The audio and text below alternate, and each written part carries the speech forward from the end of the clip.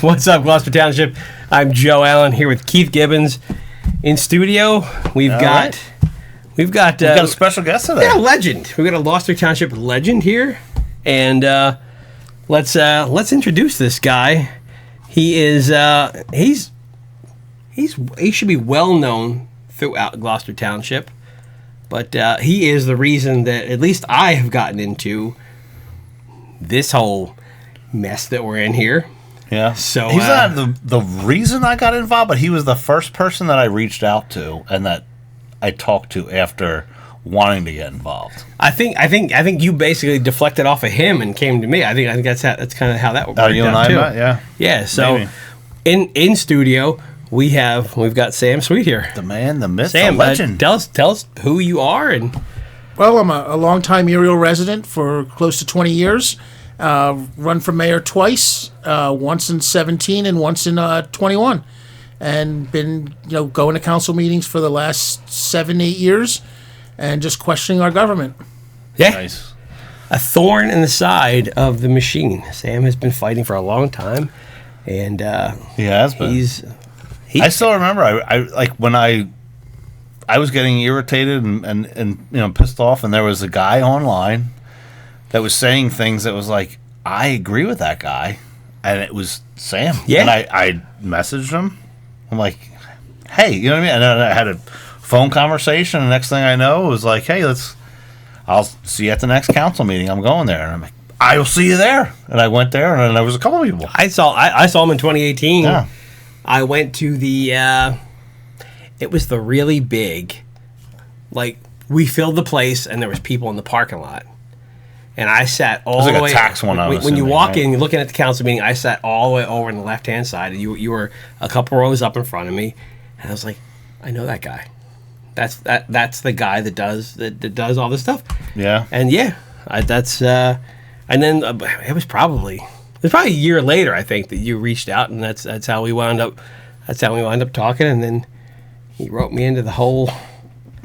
Oh yeah, the whole thing. And in 2021 we start. Well, I think we kicked off. Man, we were definitely in Restore GT in 2020, and then in 2021 we had the Restore GT campaign, and then and here we are today, at almost 2024, still doing the Restore GT thing. So yeah. So yeah, a true legend to our cause here. The guy that kicked a lot of it off. I'm still battling this cough, so we will still edit out all my. We need to get a cough button though, so you can. I gotta get a cough button. Yeah, but anyway, so we're gonna recap today. It was the November 27th, I believe it was. November 27th council meeting. Yeah, council meeting. And one of the first clips that we have is actually with the man who is in the studio with us today. Yeah, so Sam Sweet asks about the police grant money that was set in, and that went for two different things. The first thing was about drunk driving. That was the drunk driving campaign, and then the second part of the grant was for the it's kind of the way they do escalations and stuff like that. De-escalation grant. De-escalation grant. So Sam came in and asked about that clip. That was the first part. Good evening, Council. Sam Sweet from Ariel. My questions are regarding resolutions 319, 320, and 321. The addition of revenue items to the budget. Okay. I'd like to start with 320. That's pretty self-explanatory. That's the drunk driving enforcement grant. It's my understanding that we're going to add that to the revenue, but also from past, we increase our police presence to get that grant, and then that money just goes to pay the police officers in order to get that grant. Is that correct? Yes, or equipment in some cases when we need it, but in general, it goes towards paying salaries for extra patrol. So it's a net zero on the budget, technically. Yeah, that would be a question. Right, Mr. Caris? Okay. With 321, there's a $149,000 law enforcement de-escalation grant. What's that? Like, what do we do to get that? So we applied to the Department of Justice for a grant. We received a training simulator. We had a media event displaying it. You can find it on our social media. It is it's a training use of force. de-escalation simulator. It's state of the art, trains our officers. Our officers are getting trained every day at our range facility. So is that a net zero as well, Mr. Caris? So you said it's de-escalation training? Yes. Videos or machine or It's both? a machine. It's a complete technological 180-degree immersed operating system to train officers. I can't even picture this thing. No, I've seen this. I've seen these things online where the police kind of go into a situation and it's like a house and there'll be people there, and then it kind of gives them, so like the bad guy essentially jumps out. The bad guy? Okay. Yeah, so you've got kind of you've kind of got like, you know, you've got some family members there, but then a bad guy jumps out. Mm-hmm. But then also sometimes, like, you know, the family dog runs out. So you don't. It teaches them a little bit of restraint. They're kind of like, they're virtual simulators, but they're not in the sense of like VR goggles. But Okay. it's a big it's like a big kind of screen they go into. It's a really cool simulator that I've seen before. It's definitely useful, but I think Sam's point here was, so we're getting. Why don't we ask Sam what his point was? We're getting this money. From my take is we're getting this money and we're putting this into the budget, but it's also already kind of spent. So it's a net zero on. Well, it was spent, but it was never actually even budgeted, from what I gathered from it, right? So, here, Sam, what was the? So the interesting thing here is they got $149,000. I'm rounding up, Right.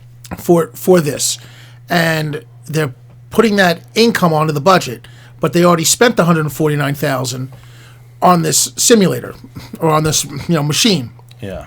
So it is a net zero. It's not like they just got $149,000 and they can add that to the budget and lower taxes. But the interesting thing about this whole thing is, according to Mr. Caris, you can't recognize income until it's actually received. Okay. So this grant money, he can't budget that.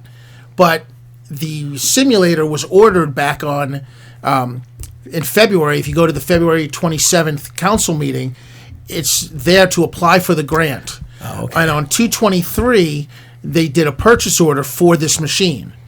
So 4 days before the meeting, they did a purchase order, but that simulator is not on the police capital budget. Right. So it's almost like it's not on the regular budget either. So it's almost, and if it is, then it's hidden someplace. But if it is on the budget, then they've over budgeted some police items, because they can't recognize the income until it's received, and it wasn't received until this past week. So that's going to be a question for Mr. Caris. Where did they account for this $149,000 that they spent back in February that they received back in a week ago? Yeah. At the end of the day, it's a net zero, so it doesn't affect taxes. But did we over budget to begin with $149,000? Which does affect taxes when you over borrow. I mean, many times I've seen you at council meetings talking about over borrowing and double borrowing and things of that nature, and this kind of falls right in that, where you're saying it was literally an expense that we had because we had a purchase order in February. Yes. Which the budget happens after that, and yet we did not account for this expense that we already had in that budget. Whose first podcast is this with Lawrence coming up? But yeah, I mean that's it's a very good point that you bring up, and a lot of people don't even realize those type of things that your analytical, I guess, mind catches. Like that you see a lot of the numbers kind of things that are. What the heck is going on? Somebody else I was doing today. Oh. Doing a podcast, okay. Well, the thing with the borrowing is, when you borrow, you obviously, I mean, I'm going to say, a statement that's, totally obvious. You have to pay that money back.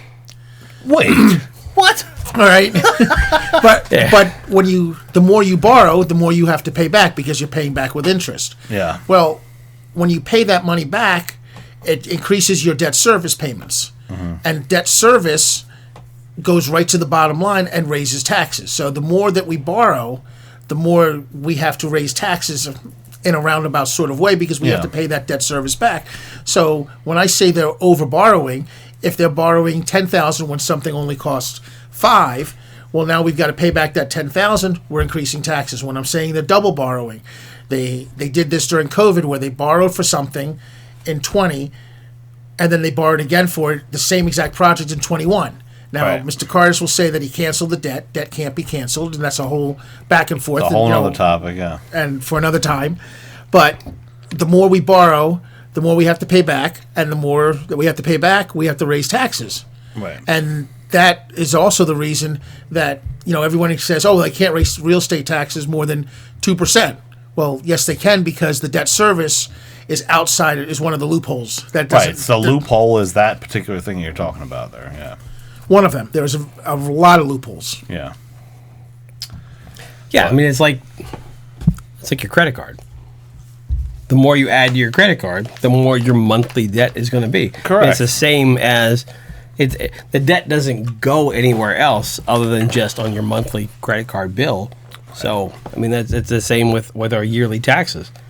So this goes into the same thing we do with playgrounds. So there was a playground recently too that they had borrowed money for way back, applied for a grant, and this was like in 2019. These playgrounds.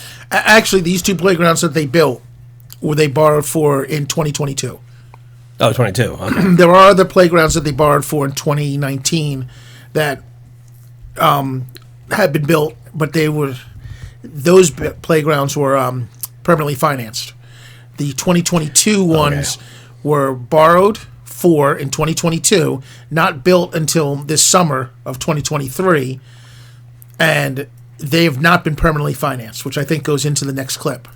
Okay, yeah. So can you explain to people what permanently financed means? Like, even myself, I kind of understand, like, there's borrowing that happens and then that goes into what, like a bond, right? They're bonding that money. So for the longest time, when I first started on this, way back when, they're authorizing borrowing. But I always thought it was a bond. They were authorizing a bond. And I used the word bond all the time, and it was never corrected. Right. And it took probably about a good 1 to 2 years. Finally, I was like, when I was looking at the financials, I said, well, wait a minute, what are these bond anticipatory notes? And a bond anticipatory note is exactly what it sounds like. It's anticipating bonding, but not actually bonding it. Yep, exactly. Right. All right, so what they do is with the capital projects budget that comes out usually around March, they want to borrow $7 to $9 million is the range that they usually do. That's all.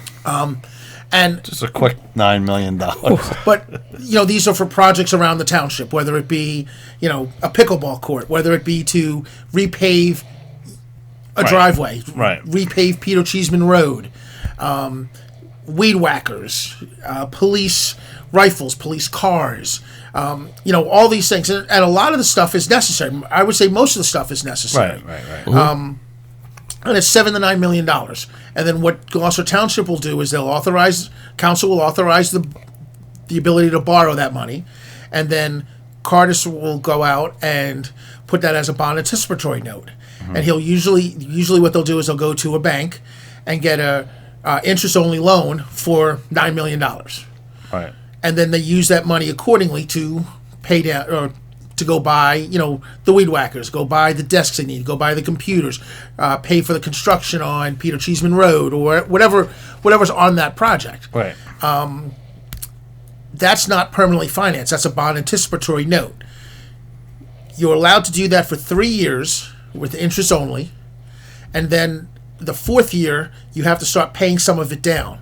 You can only carry that out. Now, again, this is according to Tom Caris. You can only carry that out for a period of 5 years. In that time, then you have to decide after the 5th year whether you're going to permanently finance that. And bond it, which you anticipated doing, right? Yes. With the anticipatory note, or what the heck was it called? Bond anticipatory note. Yeah. So, at that point, then you'll see every 4 to 5 years, they take all the bond anticipatory notes for the last however many, whether it be 4 years, 5 years, and you'll see an roll agenda. them all up, right? And then roll them up, and you'll see an agenda boom. item where it says, we are bonding out $35 million, which is all the notes from the last 4 years, 5 years, however many it is. And then once you bond that, that becomes permanently financed. Right. And they determine whether or not, what the bond rate is and who invests in it and things like that. Once that becomes permanently financed, it's out for a period of 10 to 12 years. Right. Yeah, and I think the important thing here is, even if you got a ton of money the next year that you didn't need to use, you can't pay off that loan because basically investors. You can't pay off that one particular project. You can't pay off that bond. If the park was in that whole bundle of everything, you can't, and you got the grant for it, you can't pay off that piece, that chunk of it, right? That's kind of what. If it's permanently financed, okay, you cannot pay off a chunk of it.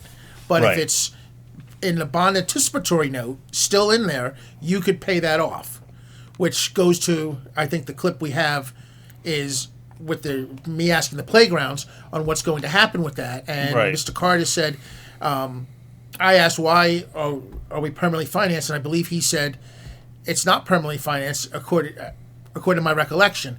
And I said, I believe it is. It is not. Those playgrounds have not been permanently financed. So you've researched it, and they are not. They are not for the 22. So in theory, he could take that grant money and pay that portion down. Right. Now that's where never it will been never done. end up in a permanently financed situation. Exactly. But that's never been done in the last 10 years. Gotcha.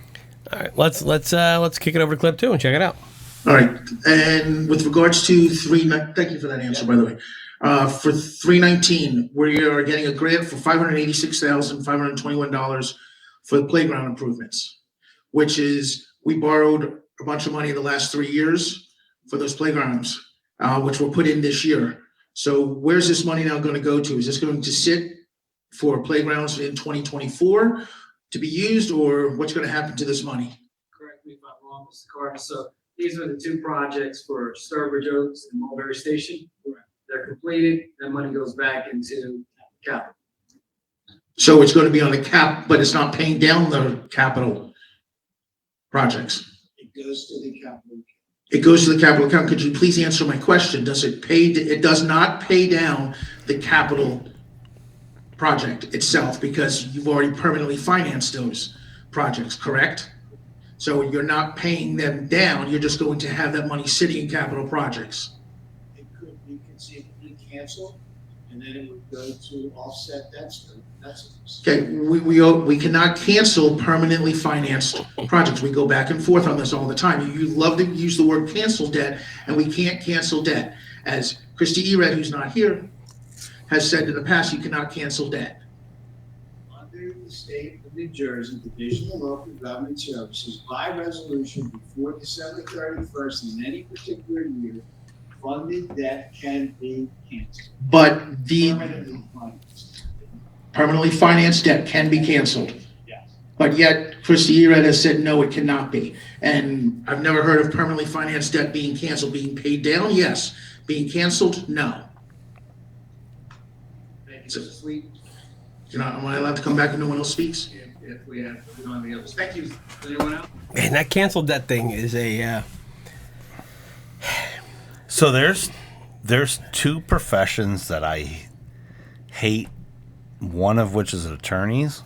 I was going to And say the other, that's I'm sorry, everybody's. Sam, is accountants. That's everybody's number one. And in accounting, like you can, and Sam, you're sitting right here, so you can attest to this, right? You can make numbers look any way that you particularly want them to do, right? So the verbiage that they're using in this situation, where they're saying we're canceling debt, makes it sound like it's something, good. It makes it sound like the debt doesn't exist anymore. Right, and that's what Sam has argued this. I've sit there and watched him, argue this point over and over at council that you cannot cancel debt, but the way that the state classifies it or I don't know how you say that, but Yeah. they make it sound as if it's canceled and it just vanished into thin air. And it's really not. It's just it's an accounting function. It's like, so Sam, what does canceling debt in his terms mean?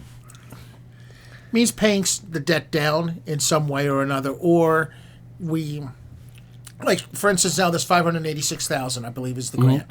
That's going to sit in the capital projects fund. If they don't use it to pay down the debt, which they can do, because it's not still sitting, financed, it hasn't been permanently financed, so they could actually take that money and give it to wherever bank they got the loan from, and say, here's the loan that we got. So instead of having $7.9 million, we're only going to be borrowing $7.4 million. Yeah. They, in theory, could do that. That would lower interest, obviously, because the less you borrow or have outstanding borrowing, the less interest. Right, exactly. In his mind, when he uses the word cancel debt, it does sound like, hey, we canceled our debt. It's good. It's now zero. Right. And it's not canceling. It's, he uses that word I believe on purpose. Right. To make it sound like. Well, it's no different than when we have senators, governors, whoever, they have a bill. It's the canceled debt bill. It does literally the opposite of cancel the debt, and that's every bill that you actually that's ever out there. It does the exact opposite of what it's named as, right? Yeah, but I mean, that's pretty much how it goes in government. This is a government term of canceling debt. Look, in 95% of people's minds, when you say I canceled my debt, they think, oh, you don't have any debt anymore. Right. And that's not the case. So it sounds good when Tom Carter says we canceled that debt, but in fact, we have not canceled that debt. Right. To a complete... It's still there. I'm not even going to say it, but yeah, it just sounds good. Yeah. So... All right. Anyway, he takes some offense though to Sam's canceling the debt thing, and he starts coming back. He was a little, and he was now this was an agenda item, so the point here that this wasn't brought up out of the blue. Sam had made in this meeting was, why are you unprepared for this thing that I'm asking you questions about? Right. And Caris comes back with this response. Jimmy, if you have questions, you could email me in advance. I do not have the date that we applied for the grant. Ballpark it. Was it this year? Was it last year? I don't know. I would rather I will get not back to ballpark you. it, Mr. Sweet, and give you the Some definitive things answer. never change. Well, then, if it's on the agenda, why is he not prepared? Don't answer that. I'm not going down that road. Okay? My question is, whenever the grant was applied for, I know we can't recognize it as income until we actually receive it or it's recognizable. However, this council has proven time and time again that it's able to borrow money on short notice. So why wouldn't we borrow the money, short notice, not permanently finance these playgrounds? Because now we're, not only these two playgrounds that you said, we borrowed for them in 19 and 20. So now we're paying for them now. They were installed this year. So we've borrowed that money. We paid 3 years worth of interest, and now we've permanently financed it. And now we're paying 10 years worth of interest. So that's going to be 13 years worth of interest on $586,000 at whatever the rate is. When we could have borrowed this money in March, short term, not paid as much interest, because as we all know, interest increases our debt service increases taxes. So I will again ask. Yes, Mr. Carter. Did I say we permanently financed? I don't know. You actually did. I do not believe that permanently financed. I believe it It's is. still in the form of notes. I believe it is permanently financed. I will look Okay. into that and I can get back to you on that. All right. So yeah, Sam says that he looked into it, and Caris was correct that it was not permanently financed, but that's besides the point. But I think the takeaway here is, we know from history that this debt, instead of taking that money that we got from grants and just paying that debt off, what they will most likely do is they'll take that debt, they'll permanently finance it, and they'll take the grant money and they'll throw it into the budget, Right. as Goes income. in the general fund, right? And that can be spent That way, however they want. And then that playground, those playgrounds that could have been just immediately paid off by grants will most likely get permanently financed. I hope that I'm wrong about this. I hope that we're all wrong, because I think we all have the same idea that this is what's going to happen. But So, yeah, actually, Sam, since you're on this. the greatest indicator of future events is what you've done in the past. Right. That's And, Tom Cardis and council have done this in the past. While these two playgrounds that are in question were actually borrowed for in 22, we can go back and look at 18 and 19, and there were playgrounds that were borrowed for that were never built. Right, and this is what And that they were talked about permanently this financed. multiple times, where it's the same project. You've borrowed for it multiple times. You've put it in the budget saying we need this much money from the residents in order to make this budget happen, and this project is in there. They've done that multiple times, and now it's here we are. We got the money back, even though you borrowed for it multiple times. We're going to do the project once, and that's it. But yet, even though we have the same amount of money, multiple, hundreds of thousands of dollars. yeah, so Okay. we'll have to see on that one which way they go. Hopefully, and I feel like if nobody mentioned it and it has never been brought up at a council meeting, it would do exactly what we think it would have done. But hopefully, that Sam brought it up, and look, they're big fans of the podcast. Right. So they're going to watch the podcast. We're going to hear about it. Hopefully, you guys just pay it off, and it doesn't roll into permanent financing. They're not going to just pay it off, though. So, Sam, you're the perfect person to ask this, I think, too. So when they finance permanently, like we're talking about here, who does that go through? Do you know who does financing go through? Well, Who makes money off of them financing, I guess is the question. Well, it's a bond. So the bond is available for public, purchase, one. Okay. But it has to go through a law firm. And if you ask Mr. Cardis on what the law firm makes on the bonds, we've never gotten a direct answer. But it's That's anywhere from interesting. 5 to 10% of whatever the bond is. So Okay. if you're talking a $35 million bond, 5 to 10% is $1.7 to $3.5 million. But Tom Cardis has never given us an exact answer of what it costs to get a bond. Okay. So that law firm, it would be a pretty, they want you to finance more and more and more, correct? It's an assumption, and it's a valid assumption. Is it the correct assumption? I don't know the answer to that. Oh, you're such a chicken. It's not You're about being such a it's not chicken. about being a chicken. It's that we don't have. There's no proof that the law firm is telling them, "Hey, keep borrowing. Let's borrow more." Right. Okay. Right. So there's no proof of that. Does it behoove the law firm for them to borrow more and to put them all into a bond like this? That's of course what it I'm does. saying, right. Yes, of course it behooves the law firm because then the law firm makes more money off of it the larger the bond. Who owns that law firm? What's the name of that law firm? I don't know. What law firm do we use, I believe it's Parker McKay.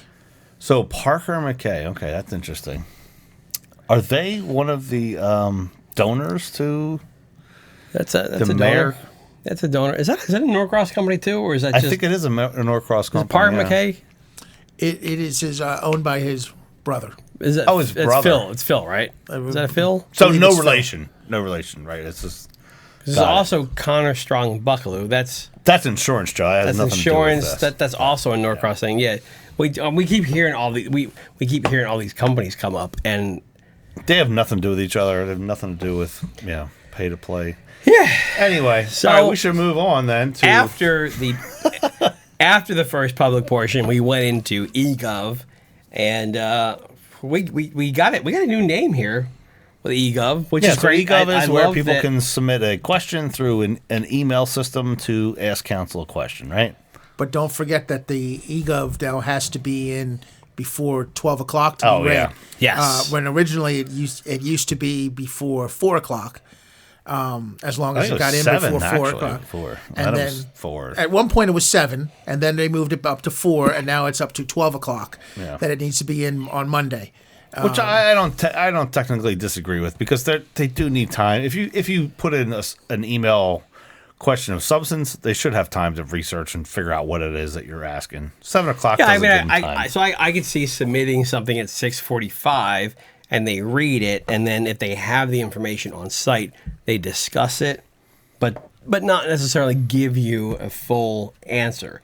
But if you submit now To before Sam's noon, point earlier, they have stuff that's on the agenda that they put out a week ahead of time that they don't know any of the answers to. true, true. I don't have a problem with the time constraint. The problem that I have with it is that it took how many meetings to determine what that time constraint was? Yeah. Because there are times that I might not be able to make a meeting, and I'll shoot off a quick question, and then all of a sudden that question wasn't getting read. Right, yeah. And then it was like, oh, well, it's coming in too late. We needed research on it. Well, what time is it? Because your website says 7 o'clock. Oh, well, it's 4 No, it o'clock. doesn't. Yeah. Yeah. It said we're moving it to 4 o'clock. Okay. And then people were sending in at 4 o'clock, and I was getting DMs or texts saying, hey, I sent in an EGOV question at 4:30 and they didn't read it. Why not? What's going on? And then so it took several meetings to all of a sudden realize that it's 12 o'clock. Yeah, I feel like sometimes it doesn't hit you until like midday on Monday. That there's a council meeting and you're like, oh crap, I gotta submit that question. That's so I the agree point. that you should be able to you should be able to send in a question by 4 o'clock on Monday. I don't necessarily think that you should have maybe the full answer, but it should be at least read at the council meeting, and then there could be a discussion. Here's the thing. There's never a discussion between those people that are up there behind there. Nobody ever discusses anything. All the decisions. Well, they don't discuss anything in public. That's the thing. And that's what they're supposed to do. They should discuss this stuff in public so we know the thought process behind these things. But so my thought is, look, you don't, if you submit something at 4 o'clock, you don't need to necessarily be guaranteed an answer, but there should be maybe a discussion about it, and then something like, we will get back to you on this once we look into it. All right, fair enough. Well, Yeah. anyway, Brandie Mendek emailed a question in, right? And she got... Yeah, she basically asked if we could open the community center. So she wants to use the gym with her family. Yeah. And I guess the hours that it's open right now aren't really conducive to her family, and they've got some other stuff going on. So let's check out this clip. We have two GTE.gov access emails. One is from Brandie Mendek at 7 Y Mill Drive, Sicklerville, New Jersey. Question for council. Can we extend the hours of family open gym night at the rec center? 1 day per week, 5 to 6 is not conducive for working families. I do not want to pay money to go to a gym since I'm already paying an astronomical amount in taxes. I shouldn't have to go outside of township facilities when we have them in our backyard. I want to support the township, but finding it more and more difficult. Bill Fagan, one of our recreation supervisors, did speak to Ms.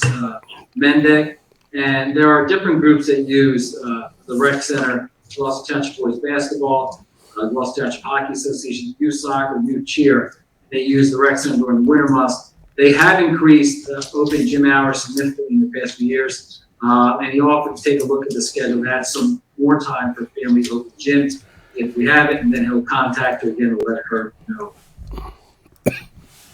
Yeah, so They that's an apparently easy sent her one a to fix, schedule. right? Yeah. Yeah. So they sent her a schedule with the hours that they're open. Oh, Joe's got Sorry, his cough got to back. edit that out. But so here's my thought. Here's my thought on it's an unpopular opinion, I'm sure. Okay. So you open a gym up, and then immediately I start getting a bill for it. And then I'm like, hey, Keith, I can't make it to your gym in these amount of hours. And you're like, well, this is That's our hours. Yeah. This is what the public wanted. And I'm kind of like, I can't make it to that time.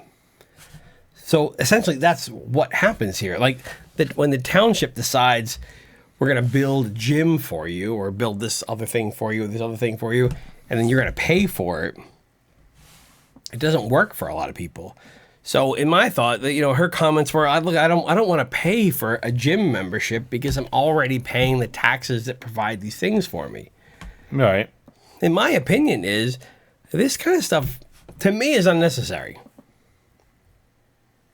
I don't need community centers and gyms and stuff in town if they're not going to be available for every one of the taxpayers. Well, I guess to your point is there's no one time that's going to be conducive to every single resident. But every single resident has to pay for it. So this particular resident is saying, the times that you selected are not conducive to me, so change your times because I'm the main character on Earth, and you should abide by my availability of what I need to do. Is that what you're saying?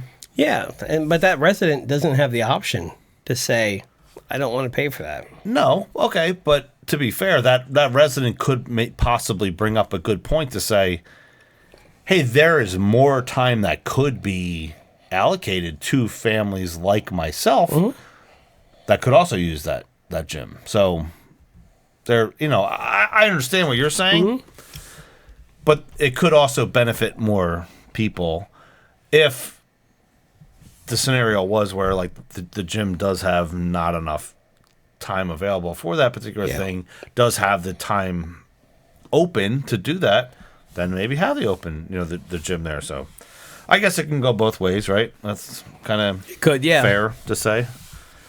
It could, but I think when you're Sam's glaring at us over there, kind of forced to pay. Sam's a baseball guy. He deals with a lot of stuff that is funded by the township. Aerial baseball. You actually brought that up, I think, during one part of this. I don't know if we have a clip of that, though, but they have was it indoor batting cages? Is that what's going to be going on? Aerial? Yeah. So the township has authorized an indoor batting facility or indoor facility for Erie Little League, which is going to replace our current batting cages, make it indoors, and they've based on a capital budget again borrowed $100,000 and this year borrowed $75,000. Okay. According to Mr. Caris, the bids that came in were for $300,000 and $500,000. A little bit more than I thought. A little bit more than they thought. So now they're going to probably get rid of those bids, say no to those bids, and put it back out for bid.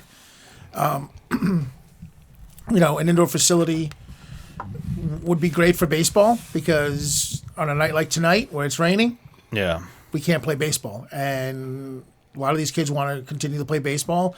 And baseball, I will give a baseball plug here, is one of those sports that if you go 6 months without playing it, your swing is, you're going to lose your swing. Yeah. Fielding a ball, you're throwing a ball, you'll still have, but losing the swing is, and now you're back behind the 8 ball trying to get that. So having an indoor facility where these kids can continue is great. And it's great that the township is behind it. It's just a matter of getting it now. This $175,000, we need to be able to get that project started. Yeah. Yeah, so when it comes to something like that, like baseball or sports for the youth, like that I agree with. Well, are you saying you agree with it not because it's sports for the youth, but because it hits a wider range of audience, or what? Like, why are you saying that you're okay with it for sports, but not for this particular person? Think about gyms. So if you're an adult and you want to go to the gym, I mean, you've got Planet Fitness is $10 a month. Right. So an adult can go to $10 a month. A child can't go to an indoor baseball facility for $10 a month. So I agree with some of that public portion there, to where we have facilities indoors for a lot of the youth sports. I think youth sports are really, it's a really positive thing to have. Oh, yeah, absolutely, yeah. But I think that the township trying to do a gym or gyms around. I'll take it one step further. Most towns don't have a rec center like we have, so I mean that in and of itself is a plus. That a lot of towns don't have that. I mean, we've used it at Area Little League to do tryouts, and we've also done winter workouts there. Indoors. Oh, we've done some winter workouts there. But the township does basketball there. They also play pickleball there. They do a lot of the basketball league is big there and takes up a lot of the time. So it's kind of Bill Fagan does a great job of juggling everyone's needs and wants to get there. But for Little League, also we're going into the schools now. Going to the Timber Creek gym for indoor workouts. Come February and March, which is great. So the township, from that perspective of promoting, the youth athletics, does a phenomenal job. Absolutely, I cannot. I don't have anything bad to say about the township. I know that comes as a shock to people, but when it comes to youth athletics, they do a great job. I think that goes into like something later on that we'll discuss in this podcast here too. But there's certain things that they do extremely well, and I've argued this, on this podcast with Joe. Not argued, but stated like they do really good things for the township. But it's the you're not allowed to question anything. That's the part that all of us have a problem, with. It's not that we're saying that they don't do great things on certain things, like, Aerial Little League or, youth sports in town. But, we'll get into that later on. We had another clip from Pete Hienbaugh, though, had sent in an email asking about the MUA and them dissolving the MUA, which is completely off topic of what we were just talking about there, but trying to keep on track a little bit here with this. Yeah, let's play the clip and we'll discuss it right afterwards. Our next GT EGOV access email is from Peter Hienbaugh, Morningstar Court, Sicklerville, New Jersey. It was difficult to hear and to comprehend, but at the previous council meeting, when asked about the status of the GT MUA dissolution and merger, Mr. Caris uttered something about waiting for approval from the Social Security Administration. And that this delay was impeding GT's ability to begin to recognize the taxpayer savings that were promised by executing this merger. However, it seems that Gloucester Township was able to grab millions of dollars from the GTMUA funds reserved for renewal and placement to fill the gaps in the 2023 budget. Please give a comprehensible and honest update on the status of the GTMUA merger and of the savings realized from this merger. Mr. Caris, can you respond to this? And Mr. Hienbaugh can comprehend if he's watching. Yeah, again, I did not utter, but I will be very clear about it. The first step was to go before the local planning. Yeah, so he threw another word salad out there, uttering a response. He did. I think my clip got cut. I actually got cut short, but yeah, he was like, I did not utter. As he proceeded to utter more. Uttering is it's stating. It's just stating sounds. That was I guess he took offense to that, but so essentially, and I guess I got cut off, but Pete Hienbaugh basically asked for a summary of, look, you've dissolved our MUA, and what savings have you seen? We want to know what savings you've actually brought in, and it doesn't sound like anybody had a plan at all. He literally said, we had no plan for this, and we don't have any plan for it. We don't plan to tell you what savings that we had. The only thing that they knew was that they had, was it $6 million? Yeah, but they didn't use all $6 million because they weren't allowed to use it all. But $6 million. They saw that $6 million and they thought, we need that money. And that was it. There was nothing else involved in that other than we need money. Let's grab that and bring it in. Well, the interesting thing about that $6 million though is it's a surplus. Yeah. Okay, so it was a surplus, and then Mr. Caris throws out that a $6 million surplus for an entity that has a $5 million budget. That's not good at accounting. Mm-hmm. Wouldn't you agree with that? And to your point, Keith, earlier, where we can make numbers look anything way you want them to. Right. Well, yeah, in theory, if you have a $5 million budget and a $6 million surplus, on paper it doesn't look right. But how long did that surplus take to get there? Was it 20 years? That, Was it 5 years? Was it 1 year? Did they, did they overbill people $6 million in 1 year? And now, poof, we have a $6 million budget. Or did we account for, having a $6 million surplus in case we need it at some point? Right. There's a $5 million project happens because a pipeline breaks on, whatever road it is. And right now we don't need to borrow and permanently finance at 10% interest to the, the lawyer and blah, blah, blah, all that stuff. That's the point. Is like, okay, it was called something different. It was like a replacement or repair. I forget what the exact term. And Ray for it. Palidoro winds up bringing it up, Yeah. and asking pretty much the same thing about. Yeah, it was in clip 6. Yeah, clip 6. Let's check out clip 6 on this one.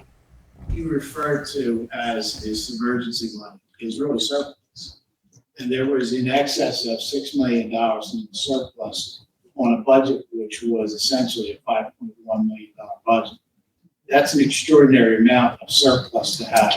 Well, that's what you refer to it as. They refer, yeah, but you refer to it as surplus and it's renewal and replacement. Mr. Palidoro, do you want a response? Yeah. But he's using You want a poor response? verbiage. You want a Sure, go ahead. response? Go ahead. And let him, don't step over, thanks. So the local finance board, as you're probably aware, I think you were on the call, were you on the call? No, I have better things to Well, do. that might have been Mr. Hienbaugh, so you might ask him, because he was on the call. There were different people that were on the call other than us. And out of that 6.5, which is really unprecedented, the local finance board said that you can, in fact, use up to $3 million of that surplus to put into the general fund of Gloucester Township.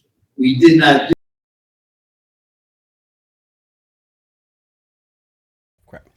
So yeah, Ray's basically arguing the same thing, Yeah. saying that the basically the repair fund that they had, Caris calls it the surplus, and almost kind of makes it sound like it's irresponsible to have that amount of money. And I think at some point Ray argued, well, what if they built this surplus up over 30 years? That's just really good accounting. You know, they took into account that maybe repairs will be needed. Yeah. So they had this money, and then now at this point they don't have any money at all. So we took some of that money and we applied it to the 2023 budget. I think that the verbiage, though, of calling it very good accounting might be where he takes offense to it, because I don't know that it is very good accounting. I don't know what your thoughts are, Sam, as an accountant on that, but Well, it depends on how long the surplus was. You know, he claimed that means nothing, the amount of time. Well, When that was well, brought up I- later on, he goes, I don't care. That's irrelevant how long it took. Well, I'll go a little bit off topic here, but the fire districts, they, at some point, fire trucks have to be replaced because they only last so long. Right. And a fire truck, Joe, you gave me your cough. I know it's touchy. A fire truck can run up to, $1.5 million for one of those big tanker, ladder trucks. And so do some of the fire districts say, okay, well, we're keeping this and we're going to budget and we're going to apply I'm making up numbers. Right, they're saving but $150,000 Yeah. towards this. So in 10 years, when this ladder truck is on its last legs, we can borrow a ladder. We don't have to borrow. We have exactly. $1.5 million stashed away. So it took 10 years to get us there. Yeah. But now we don't have to borrow, and now all of a sudden, fire district taxes aren't going up because we have the money. Right. So is that what the MUA did? Or did the MUA just say, wake up one morning, in 2022 and go, well, we're going to double our rates, and just because we want a $6 million surplus. Right. So but to your point, they I don't know didn't, what though. was done. I'm going to say that most likely the MUA was accounting for money in case there's a major catastrophic event, a storm drain breaks, Right. Flooding, something along those lines, that all of a sudden we don't have to borrow $5 million for. Yeah. And I could be wrong, but as long as I can remember, that bill was at $88 a month or something. Is that the MUA bill, or is that Cameron County? I don't recall. It's not $88 a month. I believe the Gloucester Or Township quarter. MUA I is- mean, whatever it is. Yeah. But it's still that bill hasn't gone up over time like our taxes are. Everyone, if it had, people would be talking about it, right? No, but it's It just hasn't. a bill that's going so on. I would probably say that over time they were doing the budget correctly, right. and I'm going to use the word salting away money for a rainy day, Right. which is what we're all supposed to do, right? Yeah. Exactly. Yeah. So, and how long was that? Was it 30 years? If it's 30 years, $6 million over 30 years isn't a lot. In a township that has 60,000 residents and Right. 40,000 homes. That Well, are we don't paying know into that it's 30 years, and that was, I guess, where he was coming up with defensive, things But around you that. will but- notice that Tom Caris doesn't have the answer to that. And if he doesn't. And if I were to email him prior to the next council meeting and ask him that, so he'd have time to research it, I'm kind of curious about that answer, what that answer would be. Yeah, it's a good point. Yeah, I wonder if you would get an answer, because I don't know. I feel like you wouldn't get an answer if you asked how long did it take to accumulate that $6 million, and then while we were accumulating that $6 million, how much did we borrow in that time period? And I feel like if it looks really, really good, then whoever was doing the budgeting for them should probably take that job.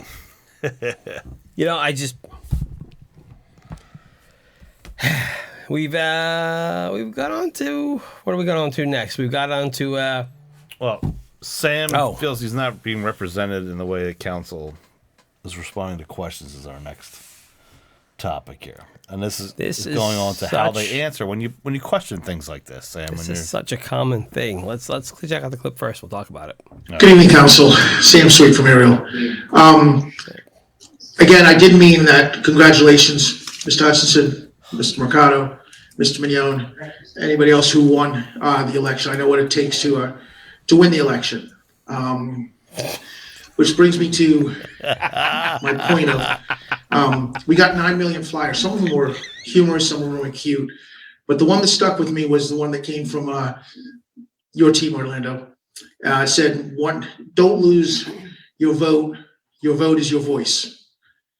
And I'll be honest, I didn't vote for you guys. I never said that. Never said that. Okay? When it came down to it, I did not vote for you guys. And the reason was because of that flyer, that your vote is your voice. While that's true, we live in a country that says free speech.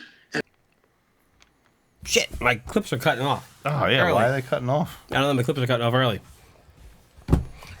But that was funny though, because I had the same thought when he said I know what it takes to win an election, and I thought to myself, no offense to him, I'm like, he's actually never won an election, so does he know what it takes to win an election? Well, he's lost. No, but it was funny though. But you laughed. I saw you watching. It was cute, yes. But I see what they do to win the election, right? Yeah, and I know how hard it is to campaign, and so as hard as we campaigned and not to win the election, I can only imagine how hard it is. What it takes to win an election. I'm just breaking stones. I didn't even see in 2021 what it took for them to win the election, and it wasn't until 2023. Driving by the Democrat Club on election day to see that the parking lot, the lawn, and everything else was full of cars, all the hundreds of people that were involved, and we had 4 of us, 4 against 400 back in 2021, and we had maybe 10 against 400 in 2023.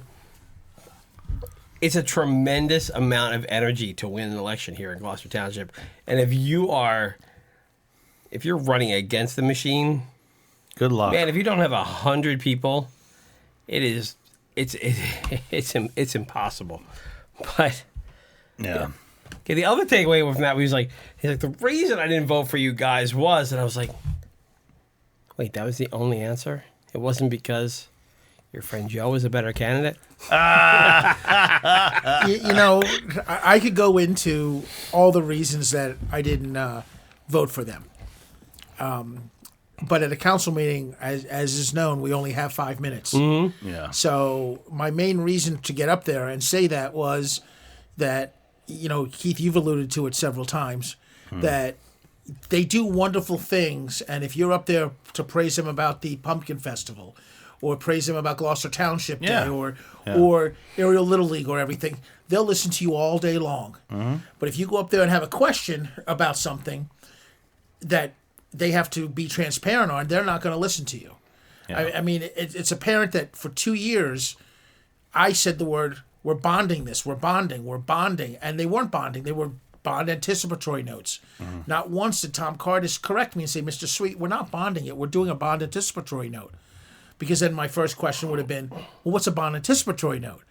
But I didn't realize that until I actually looked at the financial statements and was like, what is a bond anticipatory note?